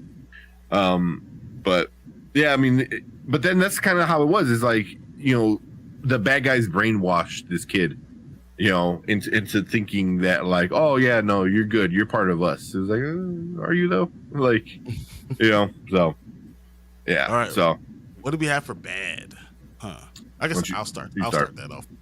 Yes. So the little kid was so effing annoying. I was so. I heard Brandon's voice in my head, like, just kill the kid. Just kill him. Like I don't understand why teenagers, the between 15 and 14 and 17, think they know everything and don't know crap. Like, bro, you were just living in prison. Like, you're getting out. This is what's going on. I can understand you being mad about his dad, but his dad was also like threatening to kill his mom. Like, how do you not see that coming? Like, that's you're when in jail. You're in jail because of your dad. Like, your sister, your little sister is literally in jail, growing up in jail. You don't think that's a problem? Yeah, it's gonna make me harder. I'm okay with that. That was so stupid. Yeah. I also didn't. I hate the fact that Tyler didn't tell Nick that you know that his connection to the girl. I thought that was just not in his character. I didn't like it, but it happened and you know, whatever. But that it foreshadows someone's going to die because of his choices. So you know, that this is what it was. But anything I don't like wasn't because of the movie. Like, the movie was still solid. So I mean, all this not liking or bad parts are actually pretty good. There's nothing that I didn't enjoy. I thought every part that was in the movie was necessary. Yeah. So, yeah, that's kind of where I am. So, Brandon, you can go. I think in addition with everything that you said about the kid, Brian, which I agree, it almost seems unfortunately obligatory that movies have to have this annoying pain in the ass kid character. It's getting, you know, it's getting pretty tedious. You know, you can have a kid character and not have them be and not have them be annoying. We need more of that energy, not just this kid archetype who just bungles everything and never listens to people. You know, it just seems too obligatory at times. I think that, you know, they obviously brought it with the action. It was kind of light on plot though. Like the plot wasn't anything like really innovative or mind blowing or anything like that. But it still wasn't enough to take away from the movie, you know, because I think the execution of it was decent enough. But I'd say those were my top 2 downsides about it. The kid character, fairly generic plot, but that still didn't really take away anything from the movie as far as the plot goes, because they executed it. But it leaves room for stuff. So that's like, yeah. And that's why I always felt like it reminded me of Jason Bourne. Bourne was always very, very vague on what the plot was going to be. The plot was that I'm a badass and I'm about to kill you, and that sometimes that's enough. Extraction was the plot. I'm going to extract somebody, and then you're going to kind of have to deal with what's going on. So I thought that it worked in that aspect. Yeah, love it. I mean, yeah, because like at the end of the movie, I was like, oh, it was fun, but I'm like, nothing major happened, So, but also I didn't mind. I mean, I didn't mind. Someone died, and if that definitely affected Nick a lot. Yeah, but they didn't really get a chance to explore that yet, and I mean, and that's what I was gonna say, because Yaz, winds up dying, and I believe that's the brother of Nick, and they don't really get to explore that because it's a high pace, fast action movie. You can't sit and think about like, oh my god, like my brother died, this and that, and process that. It has to go on. Like next scene, boom, boom, boom. Like it has to be explosions and shots, fight. So that's my only thing, was like they didn't really have to kill him. They didn't really have to kill him. I think they did. There's no. Someone had to die. Someone had to, because it had to they have to have meaning behind it. Someone had to die, and it's going to affect them going forward. It's going to affect Tyler and Nick's relationship going forward, and it's either going to bring them closer or it's going to push them away from each other. And I think that's what the whole point about this is for the next movie. But I think that's too much story for a franchise that doesn't need story. You said then you're trying story. you're trying to complicate something that shouldn't be should be an easy shoot 'em up, high action kind of movie. You know what I mean? I'm laughing because I agree with you. That's all. Like because she hasn't had time to process it and stuff like that. But even at the end was like this little boy was gonna get blown up by his uncle because his uncle is just messed up. Like you killed my brother. It was like, you have his son with a bomb on his chest, dummy. It was like, what are you talking? What are we doing here? So, but there was that whole part of it. But I mean, ultimately, in this movie, they didn't need to kill him. Because it also happens at the very end. It happens at the very end. Consequences. There has to be consequences to all the action. But that's the thing, is like there was none in this movie. And if they do another Jazz one, died, and now Jazz being dead, they no longer are the three amigos, the three caballeros. They're not that anymore. There's just these two, and what's going to happen now? Yeah. I don't know. I just feel like they could have. They should have dealt with that a little bit. It should have been done earlier. It should have been done in the jail break scene, because then you would have got time for Nick and Tyler to duke it out a little bit. Because then it would hit Nick different. It was like, oh, you didn't tell me you're connected to this, and my brother died because of your connection. It would have I think they put things in different order because they were worried about the action. Which is not a bad thing, don't get me wrong. But he should have died, and then it should have all leaked out on why they did what they did, and then it would make her even more mad. Instead, they kind of flipped it, and it's a little wonky with that. But that's what you get from a... I think the flip allows them to have become love interests instead of antagonistic. I think that's what's going to... Because Nick Nick and Tyler. Tyler? Because Nick could have a business relationship all the time because her closest person was her brother already. When you allow that closest to come in, and Tyler feels guilty for the death of her brother, and he's also hurt by that because I cared about him too. I think you isolate them, and when you have the isolation, you feel like there's only two people in the world. There's only one other person that understands where you're coming from. You kind of force that romantic element into it, and they both might say we can't do this, but that romantic element will be kind of brought into that.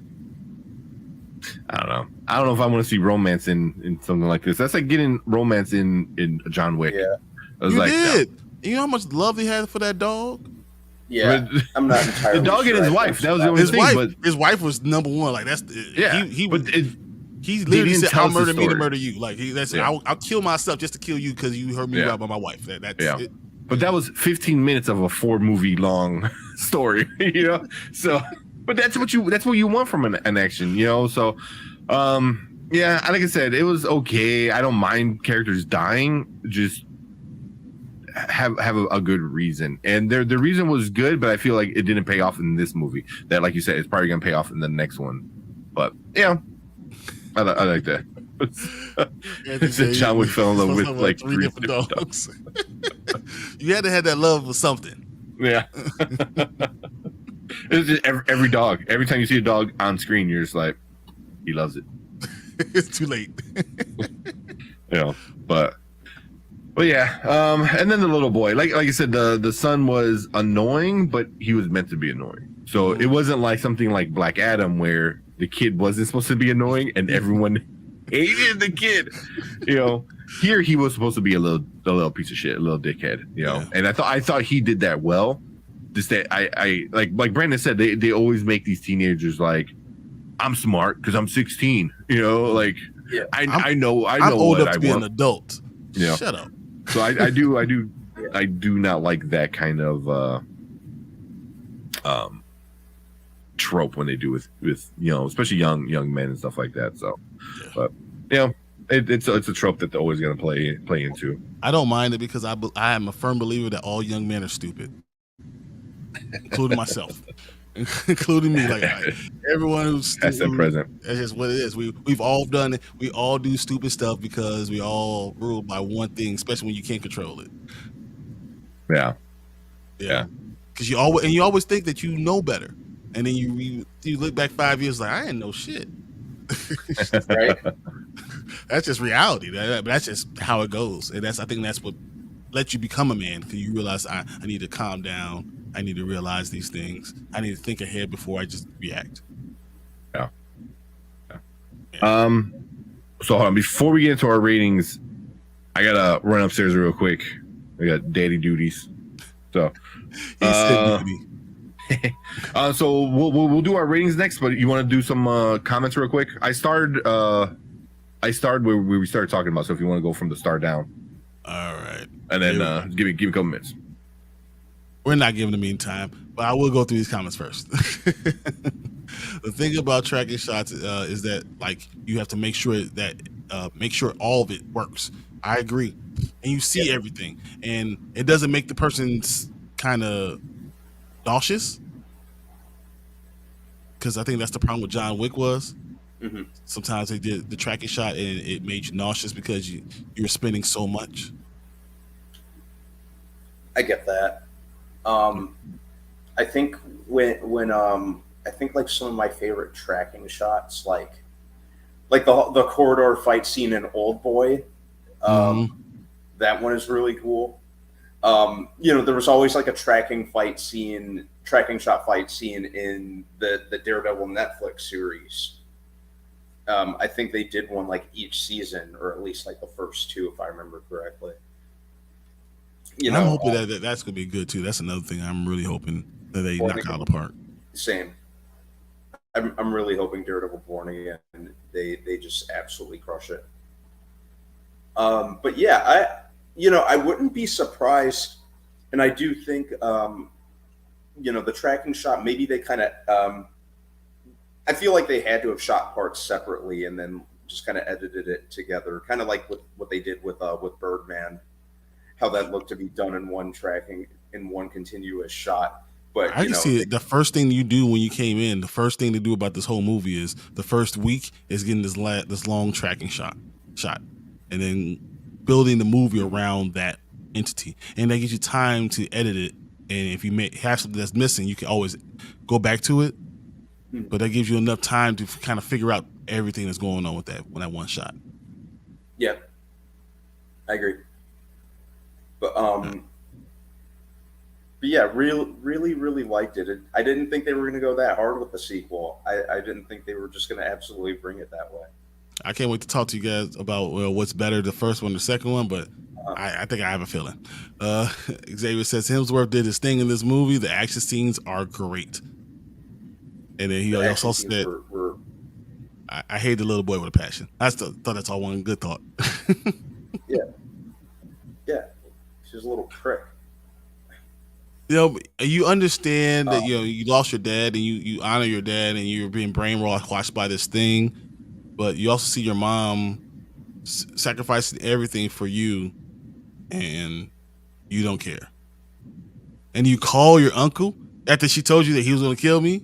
You just call him like, "Hey, unc, I know you'll kill us. We're in this airplane. Let me let you know where we at." That's what I'm like. Seriously, dude, you little idiot. Man, that's why you don't tell kids nothing. That's why you shouldn't tell them where you at. We're gonna keep you blindfolded until we let you out into the world. The thing about a shot like that is that it makes you have to make sure that all the action is in the shot. Bravo to the director. All the action has to be in it, and especially there's action going on the peripherals, and you had to make sure that all caught the scene too, and it all made sense because there's fighting everywhere as they're going. So I think that's it. I gotta say, bravo to the director. I agree with you, Brandon. And they said even the story was good. I thought the story was perfect for what it needed to be. I thought it was fine. Yeah. Did you mind Yaz being killed? I didn't necessarily mind because you kind of need stakes, and there kind of needs to be casualties, unfortunately. As much as I liked the character, I get why they did it. Kind of helped establish the stakes and the threat that Rake and company were dealing with. Mm-hmm. And also let you know that they're not Supermen. They're not superheroes. They're regular people. Mm-hmm. And it reminds you of that. Even though Rake died in the first one, he came back. So like, if you bring someone back, you need to have someone die and stay dead. Yep. Exactly. So yeah. The story wasn't overly complicated, but it wasn't just Avatar basic. The story was great for an action film. I agree. And then we talked about him being stabbed in the face with a fork. Which is one of my favorite scenes. I was like, "Oh, did that just happen?" Then the personal time with Tyler and the families he's rescued was cool, but shouldn't they have all known each other? So did you not notice? I feel like Tyler and the sister definitely knew each other, right? I thought the son might have kind of remembered him, but he hasn't seen him for a while. But that's the thing. That's why he brought up his son, because he knew that he kind of left the son. And I think Chris Hemsworth had amazing restraint, not killing slapping the little kid. I just saved your life. You gonna bring up my dead son, bro? Yeah. if you're man enough to talk like that, you're man enough to get these hands. Exactly. You gonna get these hands right there. Yeah. I agree exactly what you said. The kid was annoying, but yes, we needed something to move the movie plot, move the plot forward. So I agree. That had to be that. And he said someone had to die because there has to be consequences for the character. Exactly what we were saying. Like William Dafoe and John Wick. Perfect. Yaz is William Dafoe and John Wick. That works. I agree. Nick Cage and Kick-Ass. Everybody, half the world in Infinity War. All great points, man. John Wick fall in love with like 3 different dogs. Yeah, exactly. And we talked about the blackening. Yes, we did that. I had so much fun watching the blackening. Actually, I watched it again. So, now here's the question. I want to ask you this: what Anthony's asking. This might be better than John Wick.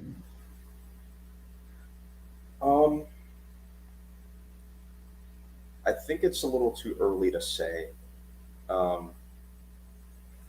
We've only got 2 Extraction movies. John Wick, we have 4. It's really kind of that's an interesting question. I'm not. I can't say for sure yet. I can. I'll tell you this. I've watched John Wick 1, 2, and 3. Mm-hmm. I'm going to say 45 times. Mm-hmm. I've seen Extraction 2 or 3. So that tells me that this is a good movie. So it has rewatch value. There's a lot of action. But is it John Wick? Because I think John Wick just has better acting, better characters, The killing is on a different level. As many people as they killed in this movie, and that's a lot of people. John Wick did that in the first 2 scenes. Yeah, like he kills more people than you can imagine. But Halle Berry kills more people than Tyler Rake. Like just and shoots them in the face. So yeah. I don't know if it's on John Wick level, but is for somewhere between John Wick, Jason Bourne. It's right. It's in that same vicinity in my build, but it's not John Wick. Yeah, I agree. Okay. And yeah, we'll see as more kind of come along. You know? I think also the production value is not going to be the same, and I think that's part of it. When your production value is, it's still Netflix. So though it was a good movie and they did well, it's still Netflix. Compared to what we got for John Wick. John Wick, they had better story. They had all the side characters. So much that they created an entire world. I don't know if Extraction can create a world yet. And I don't even know if it's up to the first 2 of John Wick. I thought John Wick 1 and 2 was better than Extraction, but it's a lesser movie, but it's still very fun. Mm-hmm. If that's right, that's okay with you guys. Yeah. All right, so you came in the right time. I'm gonna ask you the question then. Anthony came in and said this might be better than John Wick. What are your thoughts? No, I think John Wick is still better. Yeah. The action this is more realistic ish, like rather than John Wick is more like crazy. What's it called? Gun jitsu or whatever, gun fu or whatever. Yeah. So, but yeah, John Wick is just so over the top action. He killed someone with a pencil. Yeah, a pencil multiple times. Yeah, like John Wick 3, the opening fight scene is awesome. When somebody dies and you laugh, then you're like, what are we doing? Because that was awesome. And this one was like good action, but it was more, I don't know, like realistic. It reminded me of like Call of Duty type of like storyline kind of thing. Like it's not bad. Don't get me wrong, it was really fun. I had a long fun time with it, but yeah. I just don't think it's on the same level as John Wick. And I honestly, I think John is way further up there. I think this is almost like Jason Bourne. It's more like that. But I still think that Jason Bourne had a better storyline than this one. Yeah. But this just has a lot of action. Just the action is up there with any movie that you're ever going to put up there. But as far as a full complete movie, I don't think it matches the other 2. So that's just my opinion. Yeah. It's still fun. Super fun. Yeah. But, so I don't know, but it's up there. Wonderful. Brandon said, I went back and watched John Wick 1, and it's a lesser of all the John Wicks, but it was the first one. Well, that's the foundation. That's exactly that's the thing. They've amped their game up with each new John Wick movie. Yeah. 1, 2, and 3. Yeah, consistent upward trajectory with the John Wick movies. So cool. Yeah, I might have buying all 4 of them on 4K. I got sitting in on 4K right here. Yeah. Yeah. So, but yeah, but like you said, it starts off great in a movie that had a very low budget, Keanu Reeves on the back of an uprising, and good action when no one had action. It was like the time of comic book movies. So John Wick came in and was like, oh, we can do this again. And like you said, every time it was the body count kept going higher. The kill methods were going crazier. You get horseback riding at one point, like in the city. It was awesome. Even then, you still have Lawrence Fishburne. You still have Shakespearean actors in this damn movie. Like this, these people are still unbelievable actors, and I think that's what you don't have in the other movie. So you put Jason over this movie? I would. I'll put Jason Bourne over this movie. Yeah, I would too. the Joker killed somebody with a pencil. He did, and that is also one of the greatest movies of all time. Yeah, one of the best bits. That's one of the best scenes ever. He's like, I'm going to make this pencil disappear. Watch. Yeah, that was the most Joker thing I've seen since like the animated series. Like, Yeah, you know, even I would even say Jack Nicholson. You know, it was so good. Oh Yeah. Hey, the Joker killed. Yeah, and then everyone said the Joker killed someone with a pencil. The Yeah. tracking shot is up there with the Matrix E-way scene. mm-hmm. It was a good shot. It was a great shot, and I think that's what made this movie better than just a normal. That's why it's up there and being talked about on the John Wick level, on Jason Bourne level. Those are like some of the best action movies that we got in a long time. And that tracking shot, you know, that one shot right in the beginning, probably why this movie really did so good. I'm gonna say it pulls you in and you're stuck and you're following this character, and it's almost like a video game, but kind of not. Like a video game.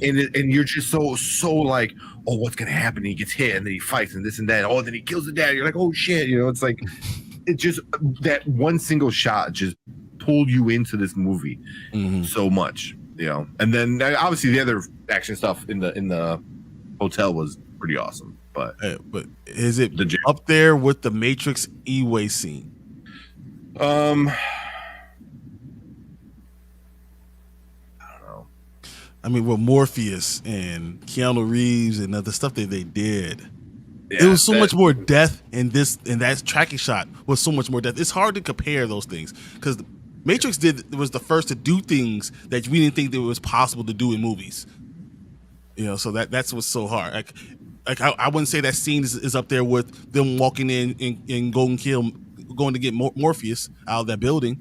That's still one of the greatest scenes I've ever seen in my damn life. Like I've never seen anything like that when they with the guns and up the wall and that could be released today. It's like so good. Fishburne like doing like what he's best is like screams and breaks the things. I was like, it was like that's epic, man. That is epic. That is definitely one of the best action scenes ever of all time. And he jumps out the window and he jumps out and got it. Man, we need to do a watch party of the Matrix. Watch party. Heck yeah, man, we need to. I love it. But the E-way scene was really cool. It was really fun. They're very different. You know, the single shot pulled you into that movie. The Matrix E-way scene was just unbelievable action. It kept upping the action. Yeah, you know. So they're both good in their own rights, but for different reasons. Being as exhilarating is what I mean. Yeah, the E-way scene was literally breathless, just like the scene from Extraction 2. I agree exactly what you're saying. I 100% agree with you saying. Yeah, they're both scenes that pull you into the movie where you're just like, ooh, what's next? You know, like, So, yeah. That being said, since we got Tank back, get into our ratings. Let's get into our ratings. So, Brandman, you want to tell everybody how we rate our movies? Oh yeah. So we here at Spoiler Kings, everyone, when we rank a movie, we either do now, which means drop what you're doing, put this in right here and right now, watch it now. Later, don't necessarily have to rush to watch it. You know, maybe you could use it as a little background noise, that sort of thing. Later. Or never, which is don't even bother, not even worth your time, not even worth your money. So that's how we do things. So am I going first or what? Well, okay. Since you did it, I'll go first. I'll go first. Yeah. I'll go first since you did that thing. Now, I'm done. Yeah. I think I've covered all the other stuff. Why, and even the bads were just because I didn't like a character in the movie. So now, go ahead, B. Yeah. Oh, this is very easily a now. You know, kept me watching from beginning to end. The action was amazing. It carried out its assignment in spades. I loved it. You know, had the obligatory annoying kid character that wasn't enough to really take away from the movie. Yeah, action from beginning to end. Yeah, get some snacks, get something to drink, watch this one right away. Yeah, and yes, same with you guys. And now, I'll say it's a great action film, and even if you're not a big action fan, I think it's hard not to just enjoy just crazy bad guys getting beat down by like Chris Hemsworth and two other people. So it's a now. It's fun. It's on Netflix, so everyone has Netflix at this point. So it's definitely worth watching. But probably not for the kids. Maybe older teenagers. I'll say, was this rated R? I think it was rated R. It's right? rated R. It's definitely rated R. Oh, this Rated R. This was definitely R. Yeah. So obviously not kid friendly. So if you want to have like a date night at home or something like that, definitely a good movie for that. But it is a now for sure. You will have fun with it. Real quick, then we got Brandon Davis like now. So he liked it. Agreed. So those are our ratings. I gotta ask one question before we end this real quick. Did anyone else feel like are they waiting for Thor's hammer to come out of the sky? But no, that was fun. I really appreciated that. That was real quick with the Rotten Tomatoes. Oh yeah, we have to do Rotten Tomatoes. What do we have for the score for Rotten Tomatoes, Tank? So the tomato meter, which is the critics, only 116 reviews, which is kind of sad that a lot of critics didn't wind up watching it. But technically it's 78, which puts it at the certified fresh level. And then the audience is 1,000 plus, and that's 87. So both good numbers. I'm good with those numbers. Maybe the audience could have been, or the critics could have been a little bit higher, but I'm cool with that. It's about where I agree with. Yeah, I don't mind any of that. I think that it's exactly what it is. 78 for critics means it's a great movie. I'm actually surprised that the audience number is at 87. I'm surprised it's that low. Yeah. Should have been like 5 higher, like around 92, 93. I think it's a 92, 93, exactly. For the audience, but yeah. Mhm. Yeah. You got anything, Brandon?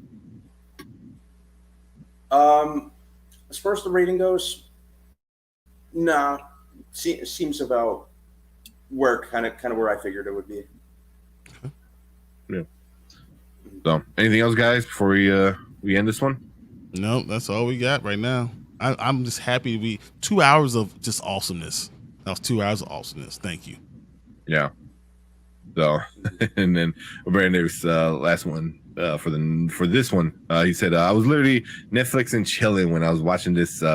So after the train crash, I didn't finish until the next morning. So that's good that you picked up. And I heard a lot of people, including myself, like watch part of it and then didn't realize how good it was. I'm like, hold on, I need to actually sit down and enjoy this movie. And then I went and watched it because I think I was like doing some stuff and I'm like, oh wait, this is good. So full disclosure, I was driving home and I was like, I'll put it on and I can listen to what's going on. And after that one shot, I was like, pause. Yeah. I need to go home. I need to give it my full attention. I need to be on my big screen and I need to enjoy this the right way. And I did. I really enjoyed it. And I told you guys, I'm wait till this weekend to do it because I was just playing with it. Just, oh yeah, I want to watch it. No, you need to give it your full attention and need to have the entire experience. Yeah.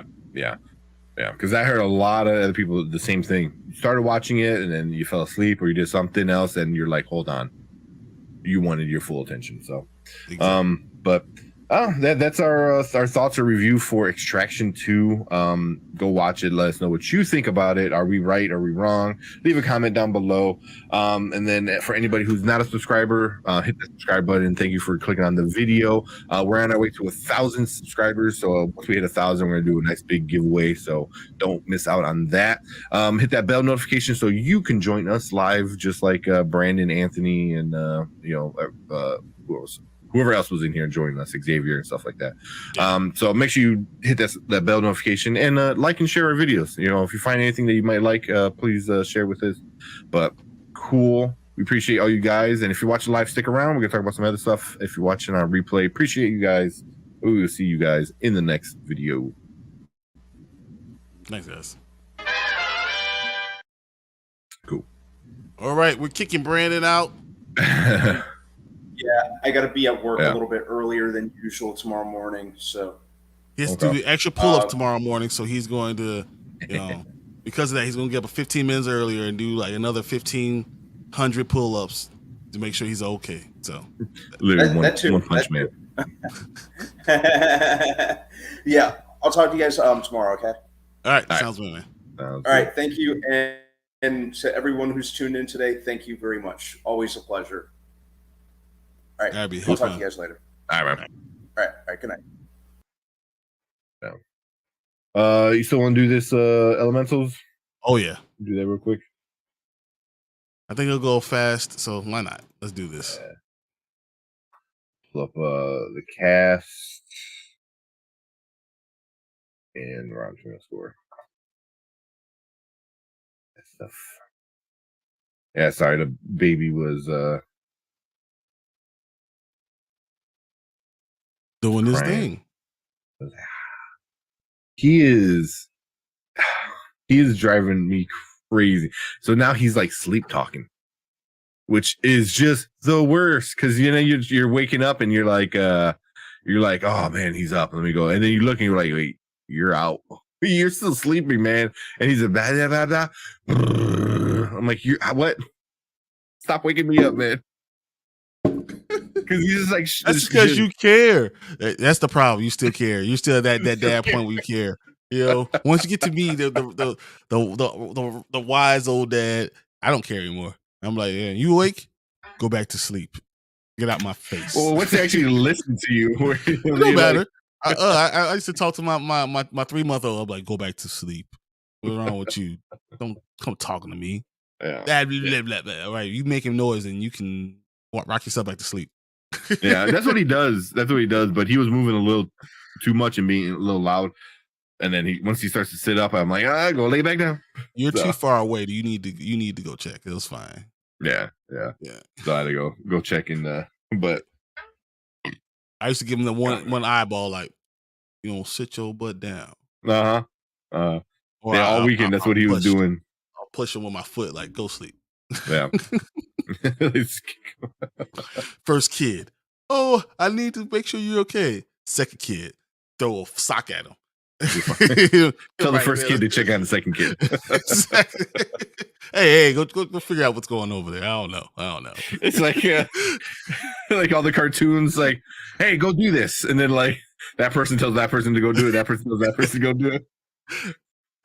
Hey, my wife wakes me up. Hey, check on the baby. I'm like, hey, Charlie, check on the baby. She looks at the dog. Hey, check on the baby. The dog walks over there. Oh, that's exactly how it works. Yeah. Hey, I gotta put this on real quick because I thought it was hilarious. It says, I was trying to watch the entire film, but the person I was watching that chilling with looked better than Chris. So, yeah. He said, mine turned 6 months on the 1st, and she is progressing. That's good. Yep. Yeah. It's so hard. It's so important to be able to figure that out. Because you know what? The truth is, your love for yours just will always trump everything else. So you have to just get to a point where you're like, no, I'm not letting you do everything. I'm not letting you run. You're not going to run everything. But yeah, it happened for the first kid. It doesn't happen till about, I think it happened about 15 months. 15 months is when I was like, whatever. Just whatever. It took 15 months. But then by that time, my wife was pregnant again. Yeah, because they're only 22 months apart. Okay. So she had to take a back seat. Yeah. When you're kind of forced to, it's a little bit easier. You're like, listen. No. We made a conscious effort. Like, no, we no longer care. Yeah. We're going to sleep now. Because if not, we're going to fall asleep while driving. So no. Yeah, exactly. Man. That's it. Exactly. You know how many times that's happened? I'm like, no, music louder. Open the window. Exactly. I had to drive around with snacks just to keep me awake. Yeah. Yeah. And then at my job, I'm so pissed off because they got rid of Bang Energy. Oh. And like I like Bang. Caffeine doesn't like drive me crazy like it does to a lot of other people, but yeah, I need caffeine. So, and it got rid of the bang, and I was so pissed. I'm like, why? Why? Like, it was selling out because I know it was because I was buying them all. So, like, what the fuck? Why you get rid of it? My people yeah, always said half my blood, if you cut me, I wouldn't bleed blood. I'll bleed like coffee. It'll just start coming out of me. Yeah. Well, then I recently found it was a little off topic. I recently found out why I'm like so immune to this like caffeine. So my mom's like, oh yeah, like, you know, because I have babies, so now like all the parents are like, oh yeah, when you were a kid, and my mom's like, oh, I didn't sleep for the first 2 years, she said, you know, and then we find out like that my grandmother, her mom, was giving me spoonfuls of coffee. And then my grandparents didn't just drink coffee. It was tar. They had put so much fucking coffee in and do a full pot. And they would only drink it black. They wouldn't put any sugar, any cream. So it was just tar. And my mom was like, yeah, like that my grandmother, her mom would feed me coffee as an infant. I'm like, oh, that's why like caffeine doesn't bother me. I grew up with that shit in my system. That's the worst story. I mean, then Erica was like, then Erica was like, that's why he didn't sleep for the first 2 years. He was addicted to caffeine. He was shaking the whole time. I don't know what was wrong. He was just shaking. Like, put some coffee in that baby formula. Oh my God. Yeah. Like literally, I've had to fight my parents and my in-laws for stuff like this. So I would be so upset. Yeah. Like, you did what? But now my mom's like almost 60, I think, or something like that, and she's barely realizing, oh yeah, the coffee is why he didn't sleep. I was like, hey, 40 years later, you realize like, oh, maybe it was the coffee. So, you can't sleep? Maybe it's this. Maybe this is what happened. Like, I can't figure it out. But yeah, Brandon said the 6 months. I think it was around 4 months is when he started it was getting sleep. No, well, it started going to sleep, and at 6 months the regression started again, and then now he knows how to stand up and sit up. So yeah, I'm telling you, that's when you gotta learn how to push Mama and Daba. Down. I mean, yeah, I know. Yeah, I'm like, nope, push him right back down. Nope. Yeah, nope. That's what we usually do. I'm like, here's your bottle, lay it back down, and he usually like knocks back out. But you're still in the loving him phase until you start to hate him a little bit because he's keeping you awake. You're not gonna get past it. Oh, every morning. Stay in the love. Stay in the love stage. Stay there as long as you can. Because once you start the I hate you a little bit stage, there's no turning back. No. Yeah, he drives me crazy, but sleep. That's my only problem. Well, just say bye to it, and you'll be okay. Yeah, just forget it. More coffee. Exactly. Yeah. All right. But not enough of that. You want to do elemental real quick and call it a night? Yep, sounds good. I was trying to find. I had a picture for it, but I can't find it at all. Somehow I lost it. For like a background or something. Yeah. Yeah. I don't even know how do you lose something that fast? How do you pronounce the guy who played Wade? Who's that? His name? Duo? You do?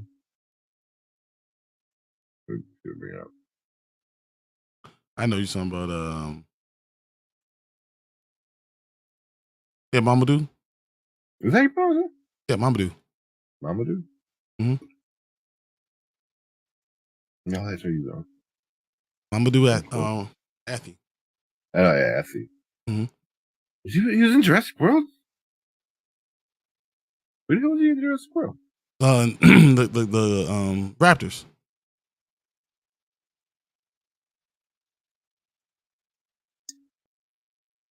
No, wait, what? He was there, wasn't he? He was in. Oh no, he was the.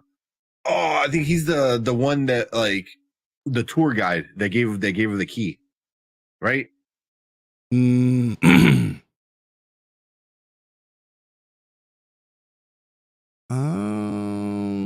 don't remember him. being the tour guide. Ramsey Cole. Yeah. I think he was the one doing the tour guide. I remember he like left them, and she's like, "Wait, where am I supposed to go?" And yeah. He was the rich guy, right?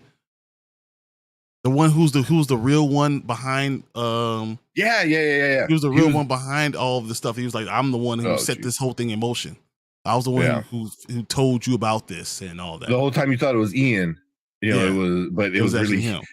Which is funny because it makes it like Ian was a smart guy. It wasn't. He was just the tool. And that's what you have to do. Sometimes you right. gotta put someone else as the face. Yeah. Oh man, now he's crying again. I mean, Erica should be done. Yeah, I hear. Well, let's do this quickly. Yeah, so let's do it. I'm like watching Baby Mom. I'm like, go back to sleep. Go back to sleep. All right, let's do it now. Let's go. Yep. All right, welcome to Spoiler Kings. My name is King Kramer, Brian the Grizzly, and we are going to talk about the brand new Disney Pixar movie Elemental. So Brian, you got a couple girls. How many times did you see this already? I've only seen it 3 times so far. It's not that much. Yeah, not too bad. I only seen it once. I have a kid, but too young for theaters. So they're never too young for theaters. Oh, yeah. I don't feel like getting kicked out of the theater. Like, but yeah, that definitely happens. Yeah, exactly. But you guys, quick synopsis before we break down the good and the bad. Let me pull it up right now. I had it up. Okay, you ready? Go for it. All right. In a city where fire, water, land, and air residents live together, a fiery young woman and her go with the flow guy discover something elemental, how much they actually have in common. Oh, okay. I was like, go with the flow. Who's that? Oh yeah, he's water. Yeah. Yeah. That's exactly what it was. It was very cool. Yeah. So yeah, the main 2 characters were Ember, which was voiced by Leah Lewis, and Wade, which was Mamadou Assi. Mm-hmm. So just right off the bat, we'll get into some of the good stuff. I thought the voicing was great. The voice actors, the main characters, I thought they were really, really good voice actors. I was surprised, honestly. I had no clue. Like Leah, I didn't know what race she was or anything, how she was, and it surprised me how multicultural the entire cast was. Mm-hmm. But I loved it. I really did love it, and it made so much sense. And it's one of my really good parts of this movie. They know how to bring all type of people in. Yeah. Because I mean, it's a love story at its core of these two. Like I know we've been saying it, like a Romeo and Juliet. 2 people from 2 different groups finding love, in their differences and stuff like that. Mm-hmm. But it's really like an immigration story too. It is it really, really is. And I didn't expect. There you go, Jorge. The director is based off his immigrant experience. So yeah, and you could tell like this is like somebody who's been through it and knows. Like coming to America and like, hey, we want to stay with you, and you're like, and the door slams in your face. But even leaving your home country, that was so hard. Just watching it, I was like, oh my goodness, it was crazy. And how his father didn't even respect him enough to. Oh my god, it was so well done with those type of stories. Yeah. I think this one did. The big thing that's going on right now is like generational trauma and stuff like that. Encanto, Coco, what's the other one? Turning Red. This one does it as well, but I think this one probably does it some of the best ways. You know what I mean? Because it's like it wasn't a constant fight your family. It was you tried so hard to be what you were expected to be, and you kind of you never got to experience your own self-worth. We didn't. So. We want you to be who you're not going to be who we thought you were going to be. We're going to allow you. You never learn how to be the person you want to be. Yeah, but it wasn't like malicious. You know, I feel like in other movies it might be a little bit more malicious. Like oh, you have to be blah blah blah. This one was like, I want the best for you. She grew up with it, and she loved her family so much. Ember, she like loved her family. She's like, I need to do this because that's what you do, kind of thing, you know. And it wasn't like I hate you. You don't let me do this. It was. I think it was dealt with the same issues, but in a different direction. And I thought it was done very well when it came to like that part of it, you know, plus the immigration part and the whole city, you know, and how people saw the fire people, you know, and stuff like that. And I thought that was interesting, but it also reminded me very much of Chicago, you know, how like when you have parts that are only for this specific group of people. So, you know, in Chicago, we have Chinatown, we have Little Village, we have little areas that are specifically only this group of people. And that's what I felt like it was. Like, you couldn't go downtown, you couldn't go downtown Manhattan, you couldn't go these other places. You had to be in your area.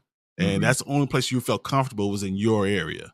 Yeah. And when they blurred the lines and realized you go to other areas and you could have something special for that's part of you, you can go anywhere. And I thought that was interesting. You know? Yeah. It definitely reminded me of a lot of Chicago. Like you said, that was the first thing, you know, like as progressive as Chicago is, you know, it's very segregated. Very segregated. You know, I think it's probably one of the most segregated cities in the United States. So seeing something like this, we're like, oh no, here's, you know, even in the ghetto where she kind of lived at, that was still kind of segregated too, you know. So it's not just all the way from the top to the bottom. It's like, you know, everybody, you know, like, you know, but yeah, that was good. And then, but then you get like, so she's like down in the ghetto, immigrated family, and then you get Wade, who I thought was done well because he's the rich boy. You know, he's a rich boy. He's got the nice stuff and lives in a nice high rise in the city, and you know, all his family support him with whatever he does, and he doesn't know what he wants to do. So it's kind of like the stereotypical like white kind of guy, you know, story, you know, quote unquote. But that's hilarious. But it's hilarious. You get the white story to the blackest dude that you can find over there, Mama do. Yeah. So I thought that was awesome. But that's what you do. You take stereotypes and turn it on its head. Exactly. You know, because like from Ember's side, you know, especially when they cut back to the old scene of the dad, it was very like Chinese, you know. Yeah. So I'm like the way they were dressed and even the way they bowed and stuff like that. I'm like, okay, you know, I thought that was kind of interesting. So yeah, but Wade was just like a dude in the city, you know, very, honestly, not a Chad because it was, I mean, not that bad, but he was a cool guy, you know, and like him being emotional was accepted. Him being himself was just accepted because that's what, you know, higher, you know, people who don't need to be, people who are not being judged can do whatever the hell they be want. Yourself. Yeah. You know what I mean? You could, yeah, exactly. Yeah, which is like the real world, you know? So, okay, I missed something. I think it's probably because we went to the bathroom a couple times because that's what happens when you go to the movie theater with kids. What happened to Wade's dad? I don't think I'm trying. I only seen it once. I don't remember them telling. You know, Horror Geek, I think you've seen it from you're looking in the comments. If you know, let us know. But I just think he just died when he was young, right? Like, I thought it was gonna be something silly like he was a glass of water for somebody or you know, something like somebody drink him. He went to a pipe and never returned. Like, yeah. I don't think they really they talked about it, but they didn't really like stay on it that much. They said that he was sad, and I don't know. Ever since my dad was gone, and I was just like, I don't know what actually happened. And I was like, man, I've seen this, you know, all these times, and I'm like, and still have no idea what happened to his father. So, yeah, which maybe for the best because it's not his story to tell, you know. But even for somebody like him, it's not like he doesn't have the perfect life, but he still like makes the best of it, you know, kind of thing. So yeah, I don't know. I'm glad they didn't touch on it, but I would have liked to known like what happened. Just kind of hinting at it. I don't know what happened. That's all. Yeah. So, but yeah, I really don't remember Because What? it would made it more Romeo and Juliet if he went to have to go put out a fire and he evaporated. And he evaporated. Well, that would have been too bad because he like died a hero because like yeah, I don't know, like he instilled this like it doesn't matter attitude to his son, where his son's like, I love you, I don't care, Yeah, So, but if it was a fire, if it was made a fire, by the fire people, that might be a big Romeo and Juliet type of thing. yeah, but it might be too much for an easy plot. We just talked about another movie with an easy plot where you don't want to go too crazy with certain things. But it is Pixar, but so they usually do kick you in the nuts. So yeah, I was waiting for it the whole time, and when they said he's died, I'm like, oh, it's gonna be some crazy story, and it really wasn't. It was just like, oh, he died. It was sad, and you make glass, and now it's like right on to the next thing. So, but yeah, I didn't mind that.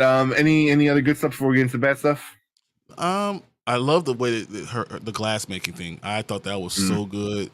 And her having talent that she never even realized she had until she kind of was able to step outside of her own little world. Yeah, and realizing that this is something you've been doing all the time is actually something very special. And it's brilliant and it's beautiful, and people can appreciate what you do. Yeah. So I thought that was kind of very cool too. Yeah.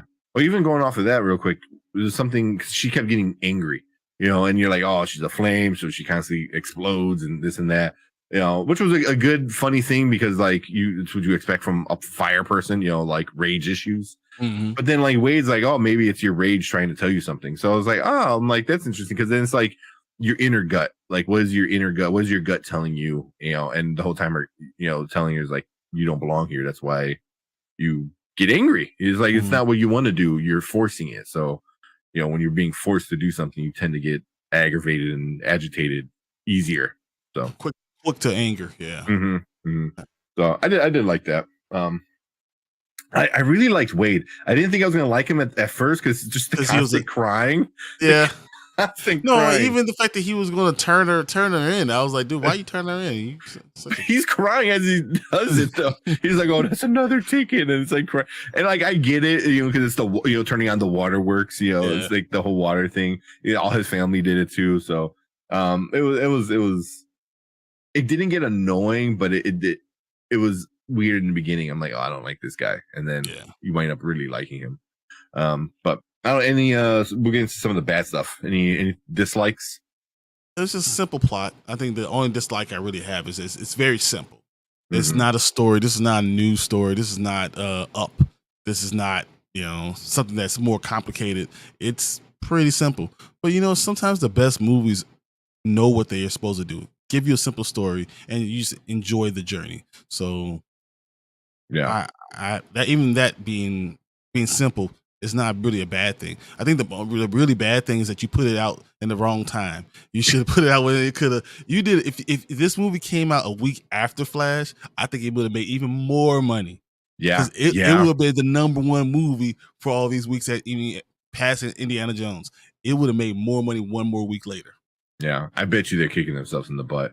Move it a week, so it would have been this and Jennifer Lawrence. And this would have won, guaranteed. This would have drowned her. So, so but I mean, it wound up doing better than Flash in week 2. So, it could have been a #1 movie if it would have pushed back one week. And you were exactly right with that one. But we have some of the best stuff for me. I really didn't have too many. It was a lot of cliche stuff, which I expected. The dad, what was his name? Flary. I think it was Flary. What was his name? I don't remember if it was Flary or not. I can't remember what the dad's name was, but I know the mom was Cinder. Yeah. So is it Bernie? Was it Bernie?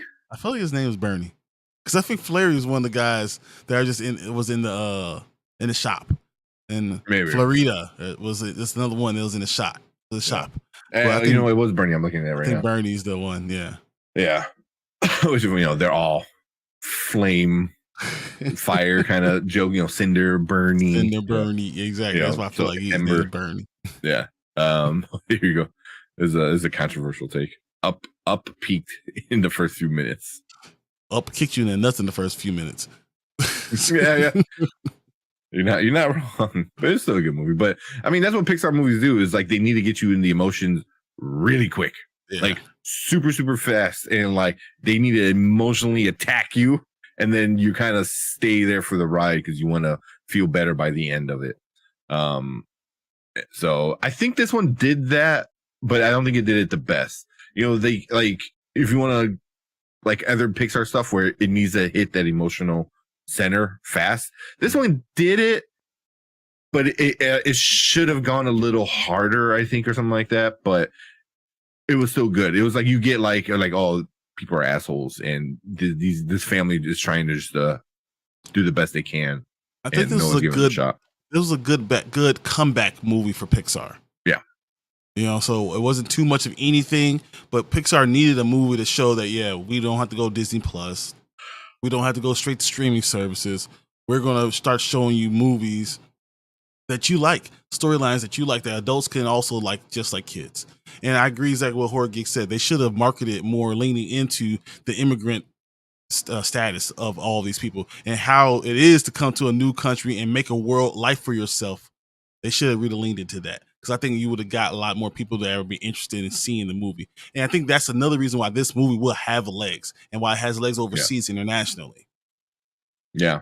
The immigrant thing too, was really big, but also, like as Americans love that, like pick yourself up by the bootstraps kind of, thing. And that's what the family did, Ember's family did, the Lumens, he created a business, worked a business, did it all himself, and gave him his family a good life, So it's like, so it's not just it's the immigrant, it's the hard work pays off type of thing and stuff like that. So yeah, so I think this one definitely is gonna have some legs, for sure. Especially seeing how it all depends how Indiana Jones this week does. But I could see it being in the top 4, 5. No, this movie is going to be top 3 still. Top 3, you think?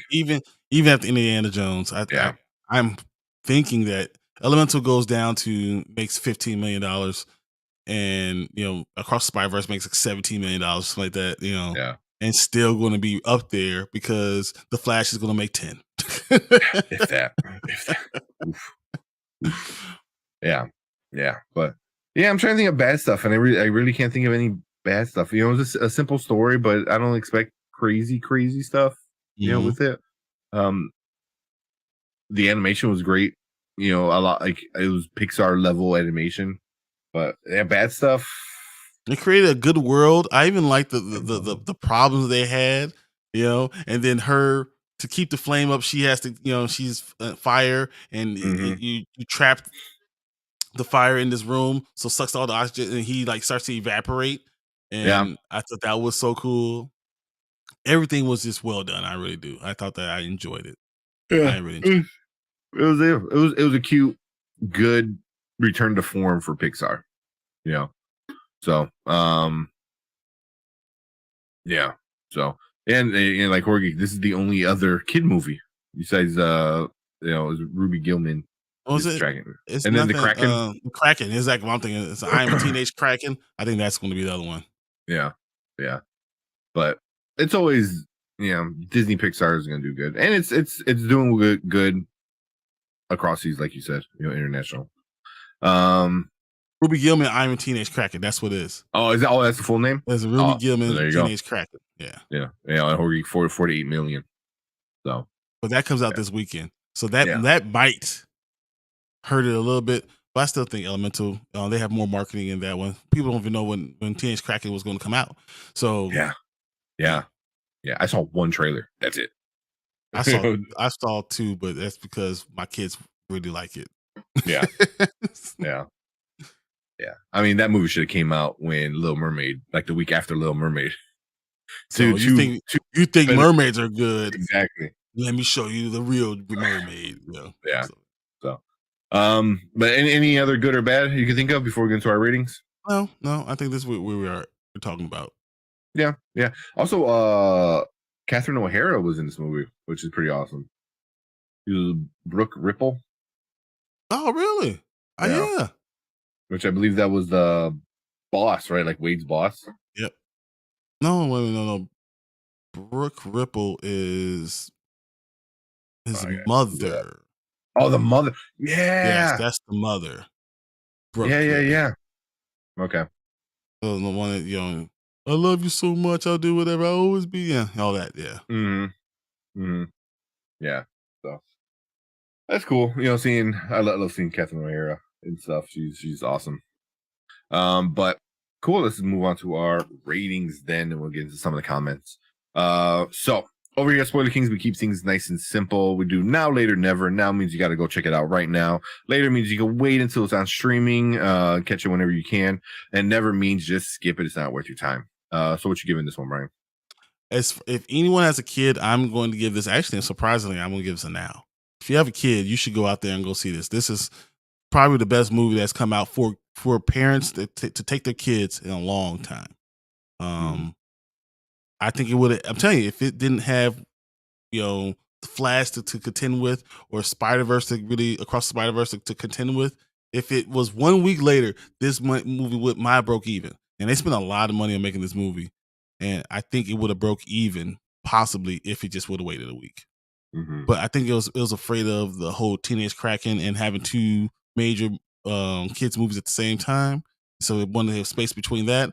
But I think it's a better movie. And more people are more willing to give a chance. So domestically, I think it would have done well, being a little bit of space from the Flash. But yeah, I think this is a now type of movie for kids, for parents with kids. If you don't have kids, this is a super later. This is a Disney Plus wait. Yeah, I think if that's what I'm. If you have kids, go now. If you don't have kids, Disney Plus. Yeah. I think I'm gonna agree with that. Because if this is a movie that should have been released on Disney Plus, but I get why they Pixar movies need to be a theater release. Yeah, no more Disney Plus. Yeah. But I'm gonna, like you said, you saw it 3 times. The next time I see it is probably gonna be when it's on Disney Plus in 2-3 months or whatever time frame. But if you have a kid, man, this is now. I think it's a really good story for kids. There's a nice little love story of accepting each other no matter what, kind of stuff. And there's differences, but you can look past the differences. The whole family thing, like there's some good stuff for kids that I think is good. Like it's like generational trauma, like I said, but if even accepting of yourself. Yeah. Knowing who you are, and realizing that your parents accepted who they were, and they have to accept you for who you are. So I think that's another good thing that they talk about. Yeah, like you always want to prove yourself to your family, but also you need to be able to be happy. So, and that was like a big issue with this movie too. Is proving yourself to your family, but while also being a happy person yourself. So, but yeah, if you have a kid, I would definitely go watch it. Were both of your daughters like invested in the movie, or were they bored at any time? Nope. They both enjoyed what was going on the entire time. Yeah. So they're just sitting there watching it like, oh yeah, I like this. No one went to the bathroom we went to the bathroom once, but they ran by themselves, ran to the bathroom and ran back. I was like, oh man, you back already? What's going on? You really like the movie. That's good. I mean, because that's what it's made for. It's little kids, 7 to 10, exactly. And yours fits right in there. So, yeah. So, that's our rating. So, let's get into Rotten Tomatoes real quick, and then we'll get into comments. Elemental with the critics, 197 reviews from the critics, 76%. So, as that is considered certified fresh, which is good. I'm like, I'll take that. The audience, though, giving it a 92. The audience is loving it. Because kids are going to watch it, and they're going to be enthralled, and there's a lot of stuff going on.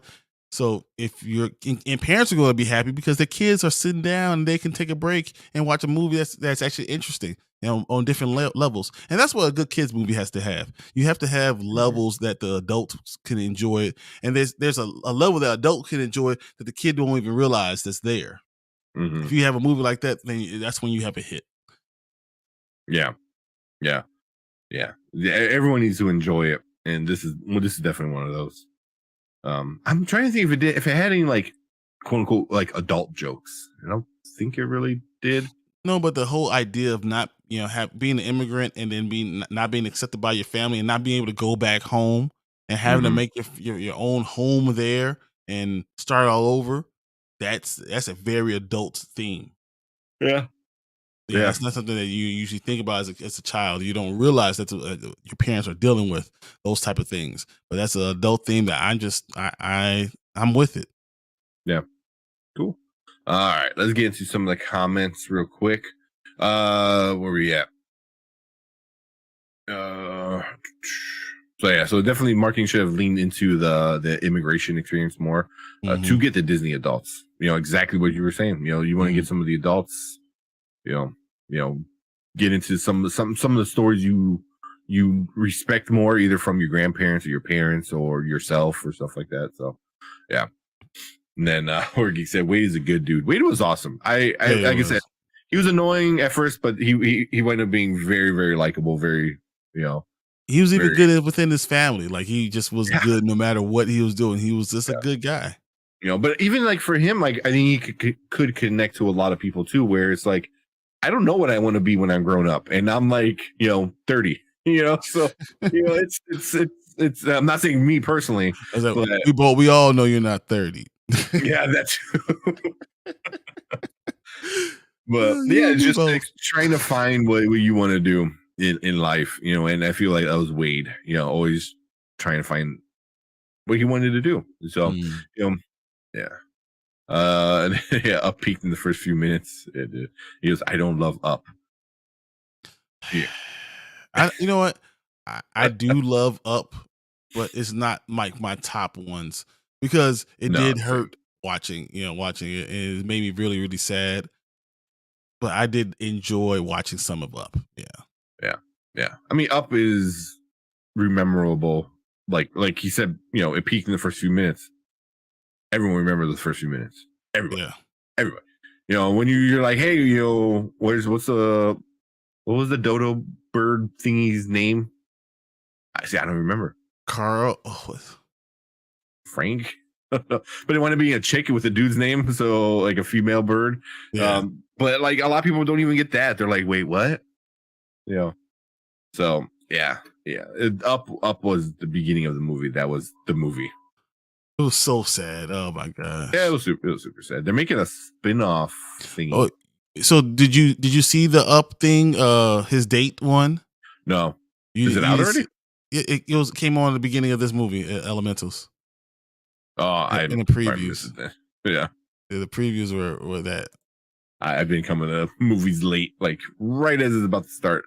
I sit down with like a pizza and some chicken tenders, and AMC's been stepping up their food game, so it's terrible. Their flatbread is awesome. So we usually get popcorn and keep it going, moving. Yeah. But Pixar needs to rebuild word of mouth after Lightyear. Yeah, and this is a good Kevin. It's Kevin. There you go. Yeah. Yeah, see, I don't remember that, but yeah, Pixar needs to rebuild, and I think this is a good start.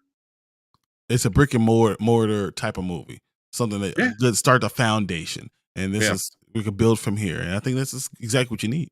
Yeah, and it once again, it's another movie that will work in theater theme parks.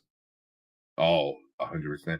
They're already selling a bunch of stuff at the theme parks, the ears, the bags, a bunch of stuff. I mean, I wouldn't be surprised if we start seeing the characters, like actually at some of the parks, like meet and greets and stuff like that. Seeing Ember and stuff like that.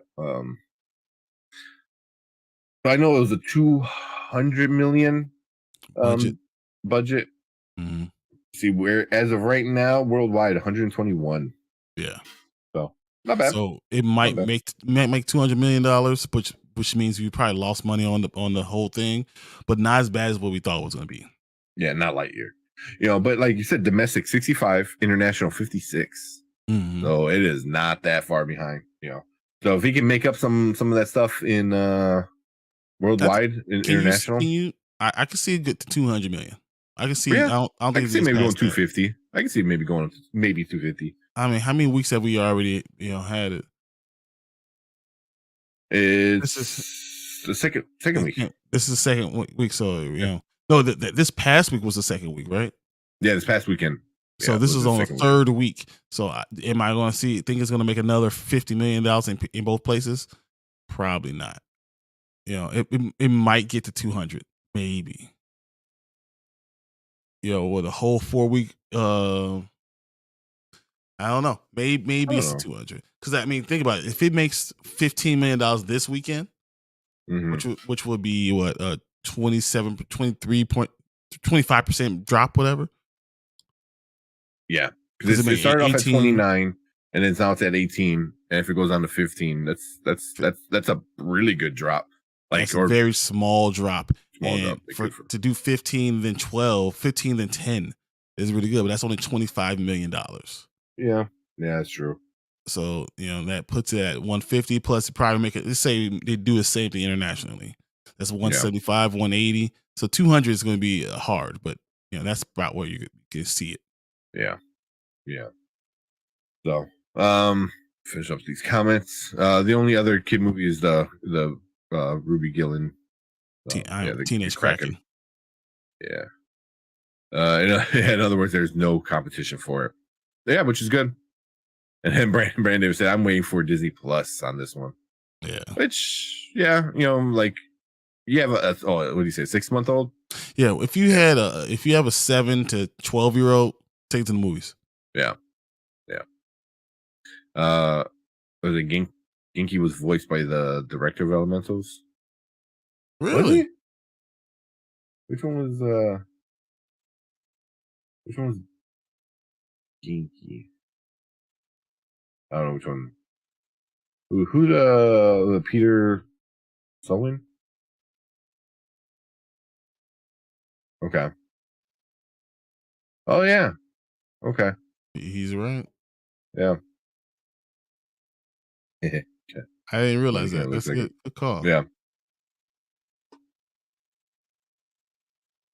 Yeah. So, but he's a big Pixar guy too. Storyboard artist, animator, voice actor, and director. Yeah. So yeah. So cool. Huh, I didn't realize that. Peter Song. Okay. If you have a kid that like animation, it's a now for me. Yeah. That's where Spider-Verse has no competition for the animation Oscars, though. That's why Spider-Verse might win Best Picture. Yeah. It should 100% be nominated. It 100% should be nominated. But yeah, Spider-Verse is probably gonna win Best Animation. If the competition is Elementals, there's no question. That's not gonna happen. We'll see how good Wish is, though. That is true. You're going to have to wish upon the star for it to be as good as Spider-Verse. Yeah.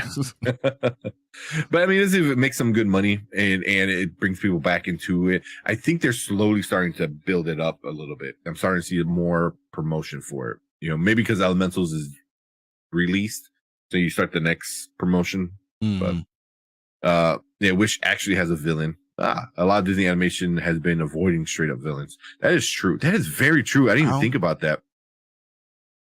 Is that true? I mean, Disney. It's hard to think of Disney without having Pixar. I feel like most Disney movies have a villain, but just when it's mixed with Pixar, you don't get a villain. Well, Disney's been doing freaking live action remakes forever now. The past 10 years? What's the last real Disney animation movie? Yeah. So wait, while you do that, I'm gonna look that. We'll come back to this one.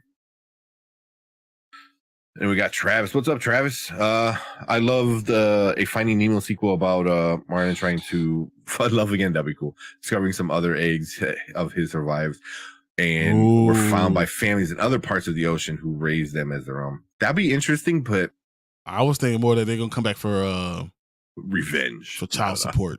Child support. I want some fish support, man. Yeah, I don't know. That'd be kind of interesting, but I think that would be something where the dead needs to be dead, and then Nemo finds he has siblings. So it's like older. Because then I think that would relate to a lot of people too. You're like, hey, you're my long lost brother, So because I think if Marlin were to find the siblings, that might undo the connection that he has with Nemo. But if he finds out if he has siblings, then that just I don't know. That's a rough one because then you have to kill Marlin and people are like, wait, what? Yeah, that'd be tough. Because then Dory would just be an old lady, which she already kind of is anyway. So we're getting. So you can do some cool stuff, but the Finding Dory was pretty a good sequel. Well, I'm thinking so. Frozen always has an actual villain. Big Hero 6 actual villain. Who's the villain of Frozen?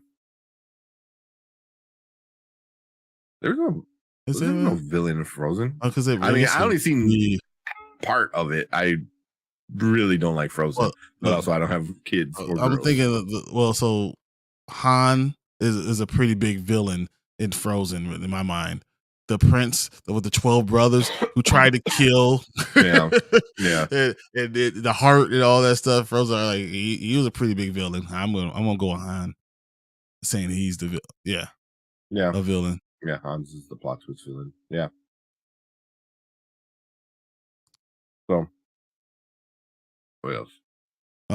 Was about Big Hero 6. Yeah, that had a straight up villain.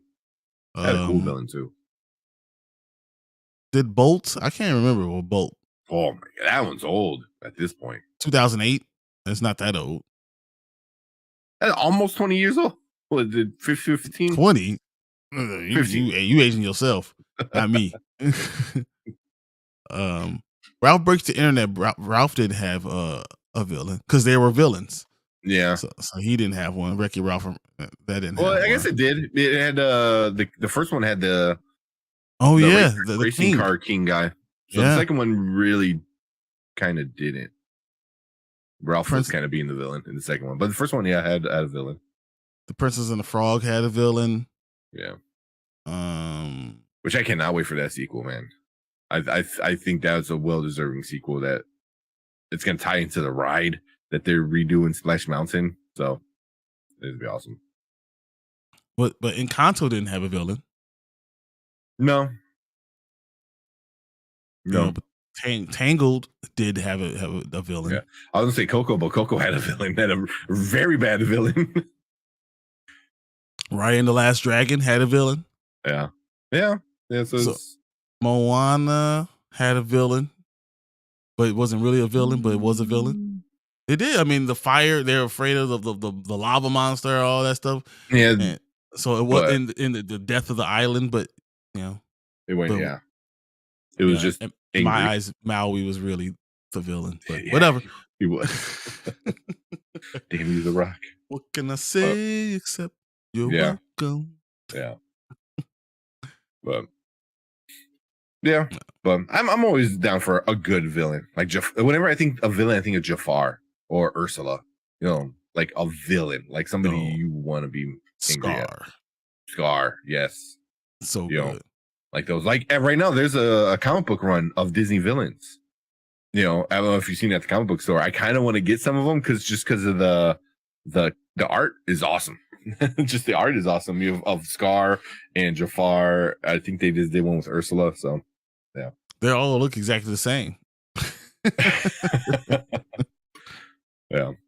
But he goes, it has not opened in all markets yet. Oh, that's interesting too. If that's the case, like I don't know if it's opened up in China or not. Because if it didn't open up in China, it has. I think it did $23 million in China. That's what I was gonna say. I'm like, I think this is gonna do pretty good in China. Yeah. Its second week in South Korea actually went up from the previous week. There you go. That's good. Is it Miles' best friend? Who's Miles' best friend? I don't remember that. Sorry. And we got Markland. What's up, Markland? Hey, Spoiler Kings, good evening. I completely agree. Spider-Verse should be nominated for Best Picture, but we know it's going to win Best Anime. It's going to win Best Animated. Best Animated, hands down, but I think it needs to be nominated for Best Picture. At least nominated. I mean, at least nominated. People need to say how great that movie was. It was amazing. Yeah.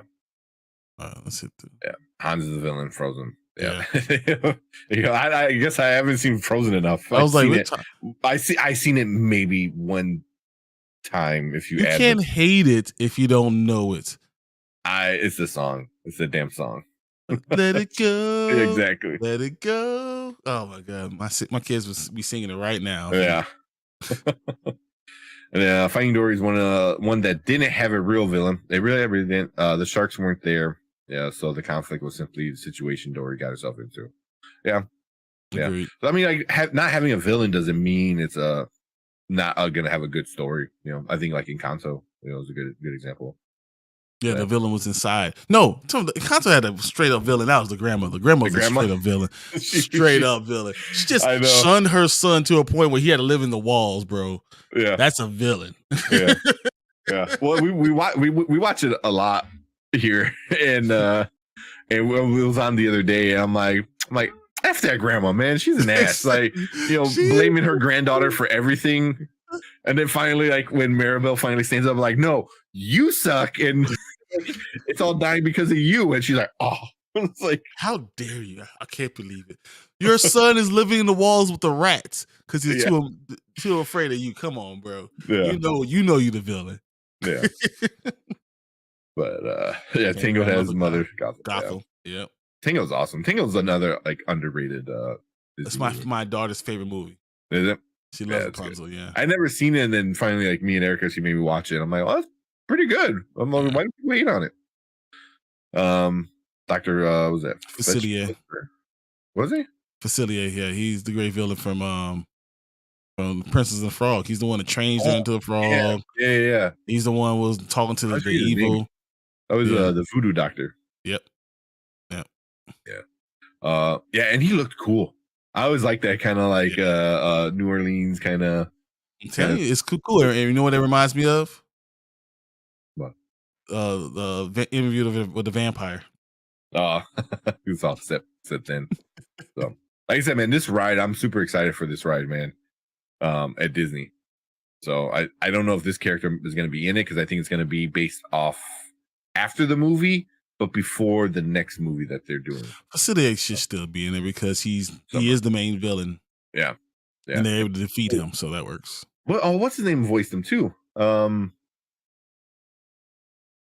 what the hell, man? He's in everything. He voices so many bad guys.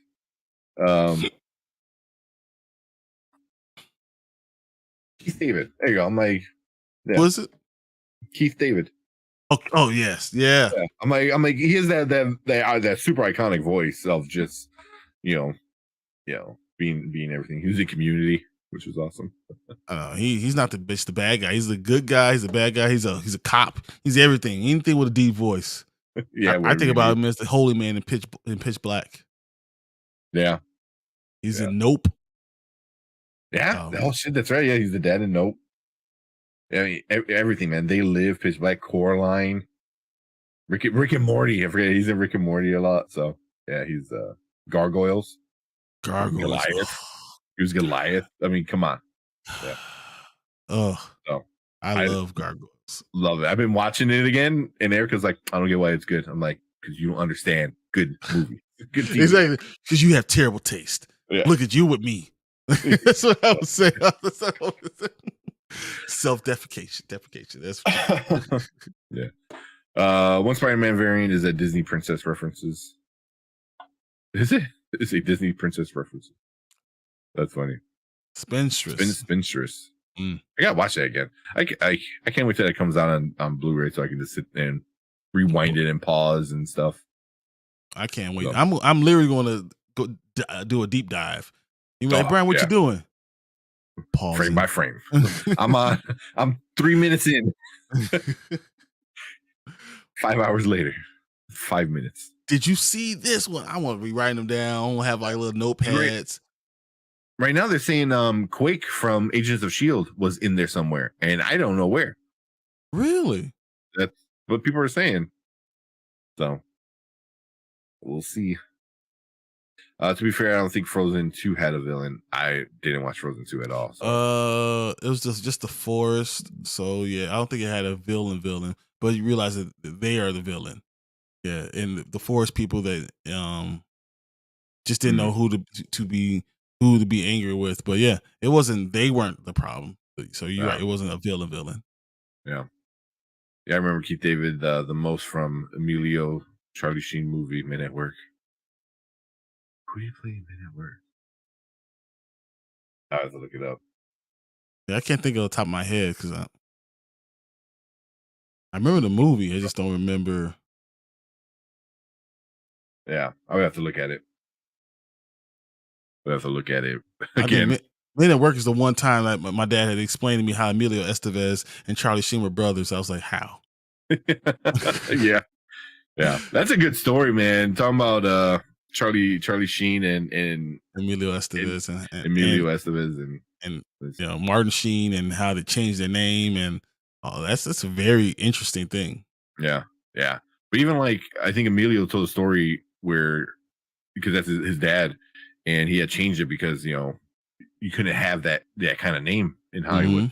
He said finally when Emilio got big and you know you see his name on the poster, big name, and he said like his dad, you know, Charlie Sheen, like got very emotional and was very like emotional about it. He goes, that's the one regret is like me changing my name. Like I should have kept it to who I am. So him seeing the family name on the billboard, you know, made him all emotional. I'm like, that's cool, man. You know, connected to kind of like Elemental, you know, you have to change to fit in, and Martin Sheen had to do it anyway. Yeah, just the time, you know. No, Charlie Sheen is just a dickhead, but whatever. Oh, Charlie Sheen, yeah, he's a dick. Oh, I wish I had my soundboard because I have a few Charlie Sheen sounds. Sorry, but Martin Sheen was the dad. Yeah, it's like whatever, Carlos. Charlie Sheen, my ass. Said no. The Disney Princess Spider-Man is called Spintress. Oh, yeah, that's what I said. Yeah. Okay. Yeah. Petra from Earth, 423. Yeah. I gotta look that one up. I think they even did a song for her. Now that I'm not sure about. That would be awesome. Okay. That would be awesome. That's funny. Markman said, "Hi, Charlie Sheen. Real name is Carlos Estevez." Yeah, that's what I'm saying. Yeah. Carlos, man, I don't know what you're talking about, bro. Charlie Sheen, whatever. Yeah, I mean, he changed it because his dad changed it. Is Charlie older than? Yeah, Charlie's older than Emilio, right? No, I thought Emilio was older than Charlie. Emilio? I don't remember. Every time I think of Emilio, it's just I think of Night at the Roxbury. Emilio, I know you. Emilio is 61. Holy shit! I thought he was much older.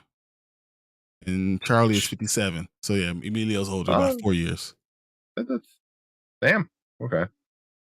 A little bit more spaced in between 4 years. Yeah, but I mean, they Breakfast Club, they both that. So yeah, I mean, it had to be close. Yeah. Oh yeah. Who's an 80 movie villain douchebag you would like to see a spin-off showing them now?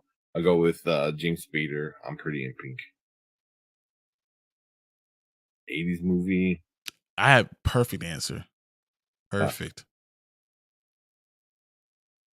I don't know if you guys can see this is. Oh, that's not 80s, right? Is that 80s? 80s. 70s. It's super 80s. I thought it was 70s. I think it came in 83. I want to say it came out. Yeah. Show Enough. I want to know what Show Enough is today. I would pay money to see that. Yeah. This is 83. Yeah. Yeah. Let's go. That is a good one though. I should have known because it's 30th anniversary edition. Duh, 30 years. There you go. I'm trying to look up like villains from the 80s. Hey, well, put it on the spot. I always have to feel like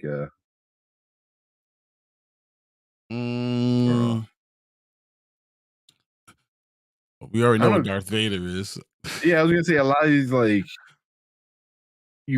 they tell stories about it or they die. You know, because like the first thing whenever I think of an 80s villain, I always think of from RoboCop, the guy Ref Foreman. Oh, he was real name. You know, he's shot in the dick. Oh, and that's he's just like just for me is like the 80s villain because that was like one of the first like true villain bad guy that I remember as a kid. But I think he dies in the movie, so there's no point there. Yeah, I mean, the number one is Darth Vader, right? yeah, And but like I said, you know what happens with him. then Thulsa Doom from Conan the Barbarian, then Khan from Wrath of Khan from Star Trek, Joker from Batman, and then you got Freddy, Roy Beatty from Blade Runner, but we kind of know about that too. Yeah, Hans Gruber dies in Die Hard. and you find him and his brother, right? His brother, I think. Yeah. In number 3 or something, or number 2, right? I can't think of. I mean, we've seen Chucky, we've seen Pinhead, so Alien kept on going. We've seen movies with Ivan Drago. Yeah, and now you get his son. Yeah, like you get a continuation of that. And Mark Williams said, "Bro, Red Foreman had great lines. RoboCop. He was awesome at RoboCop. Like I don't say it as much as I used to, but like I think when I worked with Fredo, and like we were in a warehouse, I was like, oh, I'll buy that for $1. like 3 people got the fucking reference. You said that. So the one of the greatest villains in the 80 movies was the Terminator, right? Who turned to a good guy. Mm-hmm. But I said that, and then what I watched this weekend? I watched all of Fubar. Oh yeah. On Netflix. Is it good? It's actually I don't know if it's good, but it got me. Like start watching it, I was like, yeah, I'm gonna watch this whole thing. And then watching the whole thing out, it was like 2:00 in the morning last night. I was like, crap, I didn't go to sleep. Nice. Oh yeah, Johnny from Karate Kid. But we know we got it. Yeah, we already got it. So he gets his spin-off kind of story. Like there is no bad guy that we don't know anything about. Yeah, it's kind of rare. It's kind of rare. I mean, Beetlejuice, but maybe. Yeah, I'm looking at like a list of a bunch of people. It said James Earl Jones is like the number one villain from the 80s because he's Thulsa Doom from Conan the Barbarian and Darth Vader. Oh yeah, yeah. So Emilio did a really underrated movie with Dennis Leary called Judgment Night. I recommend it. Okay, check that one out. Add that to my list. The douchebag journalist from Die Hard 1 and 2 is a good one. That'd be good. The Evil Dead Rise currently the only hit for WB right now. So selling half of WB film and TV music catalog. Yeah, there is a fire sale, which makes all of the Snyder fans happy because they're like, oh, he's gonna. I'm like, they're not gonna sell DC. They're not gonna sell DC. Like, but as I said, follow the money. You'll get your answers. It's Warner Brothers was losing money so bad that once Discovery came in there, I think they didn't know how bad it was until they came in and they're like, what the F are you guys doing? Well, it's even worse though, because they're spending $100 million on movies and not releasing them. That's the Batgirl? Yeah. That's not on them.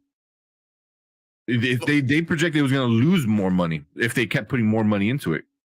So they're like, let's cut our losses. Like, why bother? Because that movie was already being filmed before the buyout.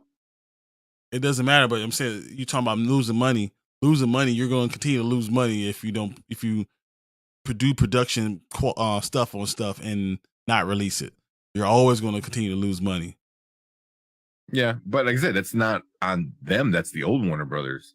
No, but Warner Brothers itself, as an entity, loses money on movies. That was the whole idea.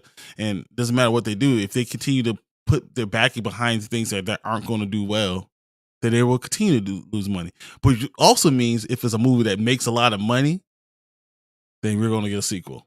Yeah. Yeah. Lucky for us, it's not The Flash. Yeah, I don't think like Dune, like, the music catalog, I heard they're doing that like crazy. Yeah, they're selling a lot of older films and stuff like that, film rights and stuff. Like, Discovery came in and they saw like Warner Brothers was just bleeding money, and they're trying to do whatever they can right now. And that's why I think they really thought like whatever DC films they had coming out this year was going to save them. And guess who ruined that? Yeah, Mr. Gunn. Shut up. Yeah. Just hold off. Just don't say nothing. I still don't think it would have made any money. Because you would have had. I think Shazam would have been as bad as it was. Like it didn't make $150 million. It wouldn't have been as bad if you were not said to everybody it doesn't matter. Yeah, this movie might have not done well, but it probably would have made $350 million, $400 million if he didn't say anything. Yeah, it still would have been a problem because Ezra Miller's a dickhead, and did all the crazy stuff. But it doesn't help when you already are in a sinking ship to put another hole in the bottom of it. That doesn't make sense. Yeah. I mean, even like for me, like the Warner Brothers animation stuff is some of my favorite. Like Cartoon Network is going away, Adult Swim, all that stuff. Like, they're already cut a lot of it off of the Max, show. Even that alone, I found out why they changed the name is because you change the name of the service, then you can change like contracts, so that's why they had to change the name. So it couldn't stay HBO whatever. So they had to drop the HBO and change the name so they can pretty much cancel all contracts they had.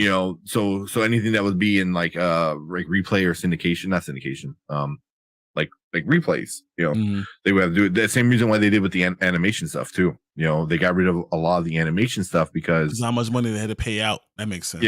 Royalties and paying out. So like, if we just don't show reruns, then we don't have to pay you shit. So later, which really sucks, So, it just sucks like how bad Warner Brothers really was. I really want to like pick Zaslav's brain with like, did you expect it to be this bad? Did you expect it to be coming in and you're like, what did we get ourselves into? Because you're like, oh yeah, Warner Brothers, they got all this cool shit. They got DC, they got Bugs Bunny, they got all the cool stuff. And you come in, and you're like, why is there no wall on this ship? It's like, it's sinking so fast and so bad that you're just like, what are you guys doing? It sucks. It's like you guys ruined everything. So you guys are using the film as firewood?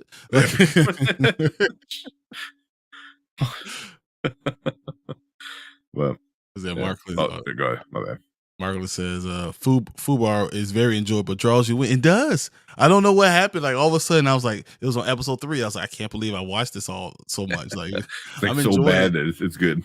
It's not even bad. It's just, it's Arnold being Arnold. And you get, what I'm saying? Get to the chopper. The chopper needs to come back around. It's just little things like that. Just very enjoyable. And then, his daughter being just like him, it's just really fun. It's a fun thing. That's. I might check it out. It's on Netflix, right? Yeah. It goes really fast though, even though it's 50-minute episodes, but it's only like 6 of them, so it goes fast. The douchebag journalist from Die Hard was also the douchebag in Ghostbusters, and Real Genius too, right? Yeah. He's coming back for this next Ghostbusters. Yeah, they're bringing him back to be the villain again, and I'm like, oh, that's awesome, because I remember as a kid, you're just like, you hate him. You're like, you are the worst. You hated him. He just had a smug asshole douchebag kind of look to him all the time. Anyway, yeah. Could be wrong, but I have a strange feeling Blue Beetle could make a profit. It looks like its own thing, and it has a star Cobra Kai, and it's coming of age vibe. All right, it looks super low budget. It's not low budget. It is a lot of money on this movie. That much. I want to say like, I thought I saw 130 million. I was gonna say like 200, but yeah.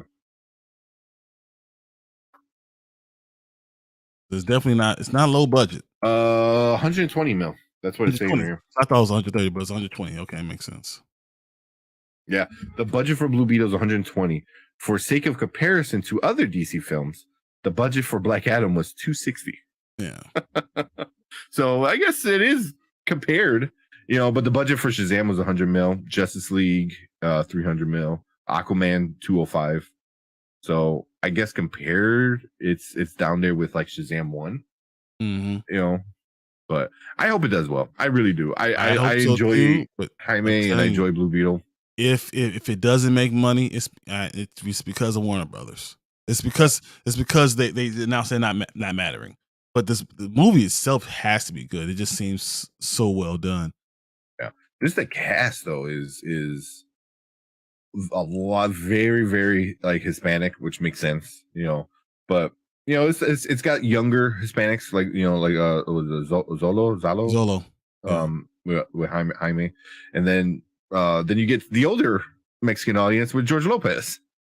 So you get because I guarantee within the next couple of weeks we're gonna be hearing a lot more about it. I think you're gonna see a lot more of George Lopez around, a lot more of Zolo around. Hey, even Susan Sarandon. Susan Sarandon's in it. Yeah. What Barkley said, yeah. My fear is that Zaslav is focused on making a profit that other companies are starting to follow suit, but it will be at the expense of their brands and their fans. Look at Paramount Plus. I can see that too. Yeah. I'm telling you, follow the money, and that's what you're going to find. Yeah, it's not going to be about content. It's not going to be about what you love. It's going to be about following the money. Yeah. So, Horror Geeks 120 is on the cheaper side of Blockbuster. Yeah. Yeah. People pissed about Star Trek trilogy, Grease sequel, and others leaving the platform. Yeah. Yeah. They're mad. They're mad about it. I saw people uprising. People like, I'm leaving too. It's leaving. I'm leaving. Yeah. Yeah. Paramount is gonna shut down pretty soon. I don't know. So. It's doing so bad. It's doing so bad. But it can't shut down though because you got to put it on something, right? Do what Sony's doing. I think Sony has, but the Sony's best not idea. Paramount though. It's Paramount. You have this great content that people want. No one's buying it from you, so you don't sell the actual rights of it, but you sell the distribution. Like, all right, cool. Hey, you can have it on here for 5 years, and then they already had that Hulu and stuff like that. They did that because they had it on Netflix. Because I used to watch Star Trek on Netflix all the time, and then they pulled it because they're fucking stupid, and they're like, oh, people will like it on Netflix. They'll come over to our stupid thing. Like, no one's gonna pay for another streaming service.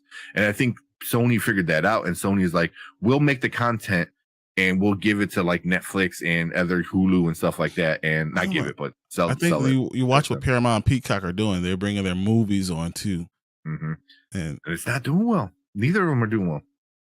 Well, that's because they wait too long. But I don't think any of the streaming services are really doing well. No, I think they're starting to find out it's not a viable. No, it's because it's too many profit. Yeah. Everyone's doing it, so you lose the specialness that Netflix was. Like, Netflix was it. You're like, oh, and then everyone's like, I could do that too. But then once everyone does it, then it doesn't become anything special. So you're gonna start seeing if we're all special, then none of us are. Exactly. You're gonna start seeing a lot of them starting to maybe stop and go the Sony way. I really see that. Sell it back to Netflix. Netflix will gladly buy it back for. If Netflix is even going to be around, man. I know. And then Hulu, because that might be another issue because Disney owns that, and they're already losing money with Disney Plus. So now you can have another streaming service. Like, what are you guys doing? All right, let's finish this stuff up because I looked at it. It's 12, almost 12:20. I just looked at it too. Netflix spent $18 million for each episode of One Piece. Yeah, they did. What? They spent. It was a lot of money, man. Real quick, I did talk to my sister. She left a comment on our video. I saw it. She's a big One Piece fan, and she actually said she's excited about it. Her and her boyfriend are excited, and they are diehard One Piece fans. They watched every single episode, all 950 of them. Yeah, I know there's over 1,000. There's over 1,000 for sure. So yeah, they're all caught up. So, and they're pretty excited about it. So hopefully, we'll see. I mean, it's doing really well for our videos too, so I'm all for it. Said Breaking Bad will not survive in this day and age. Oh, that's Brandon Davis. He just watched it. He loved it. It did not have good ratings until the last season. I thought Breaking Bad was a cult following for a long time. Not until after. Same thing with Sons of Anarchy. I could be wrong, but Sons of Anarchy was okay, and then right at the end, people like fell in love with it, and then that was like the last season. People were always talking about Breaking Bad while it was coming out. Like, you could see the season 2 of Breaking Bad and season 3 of Breaking Bad. I thought that was huge. I remember a lot of people talking about it towards the end of its life, if I remember.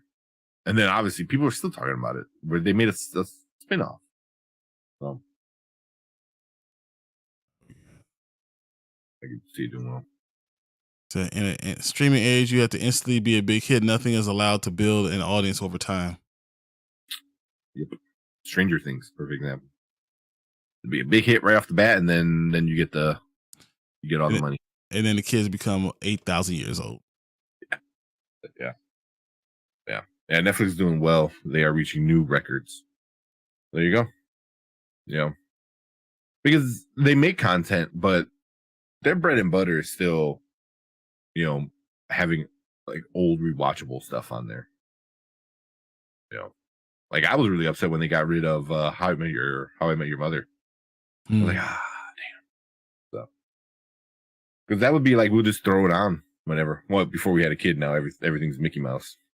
So Breaking Bad season 1 was one of the most 2008 to 2000 was one of the most popular TV shows of the year 2008.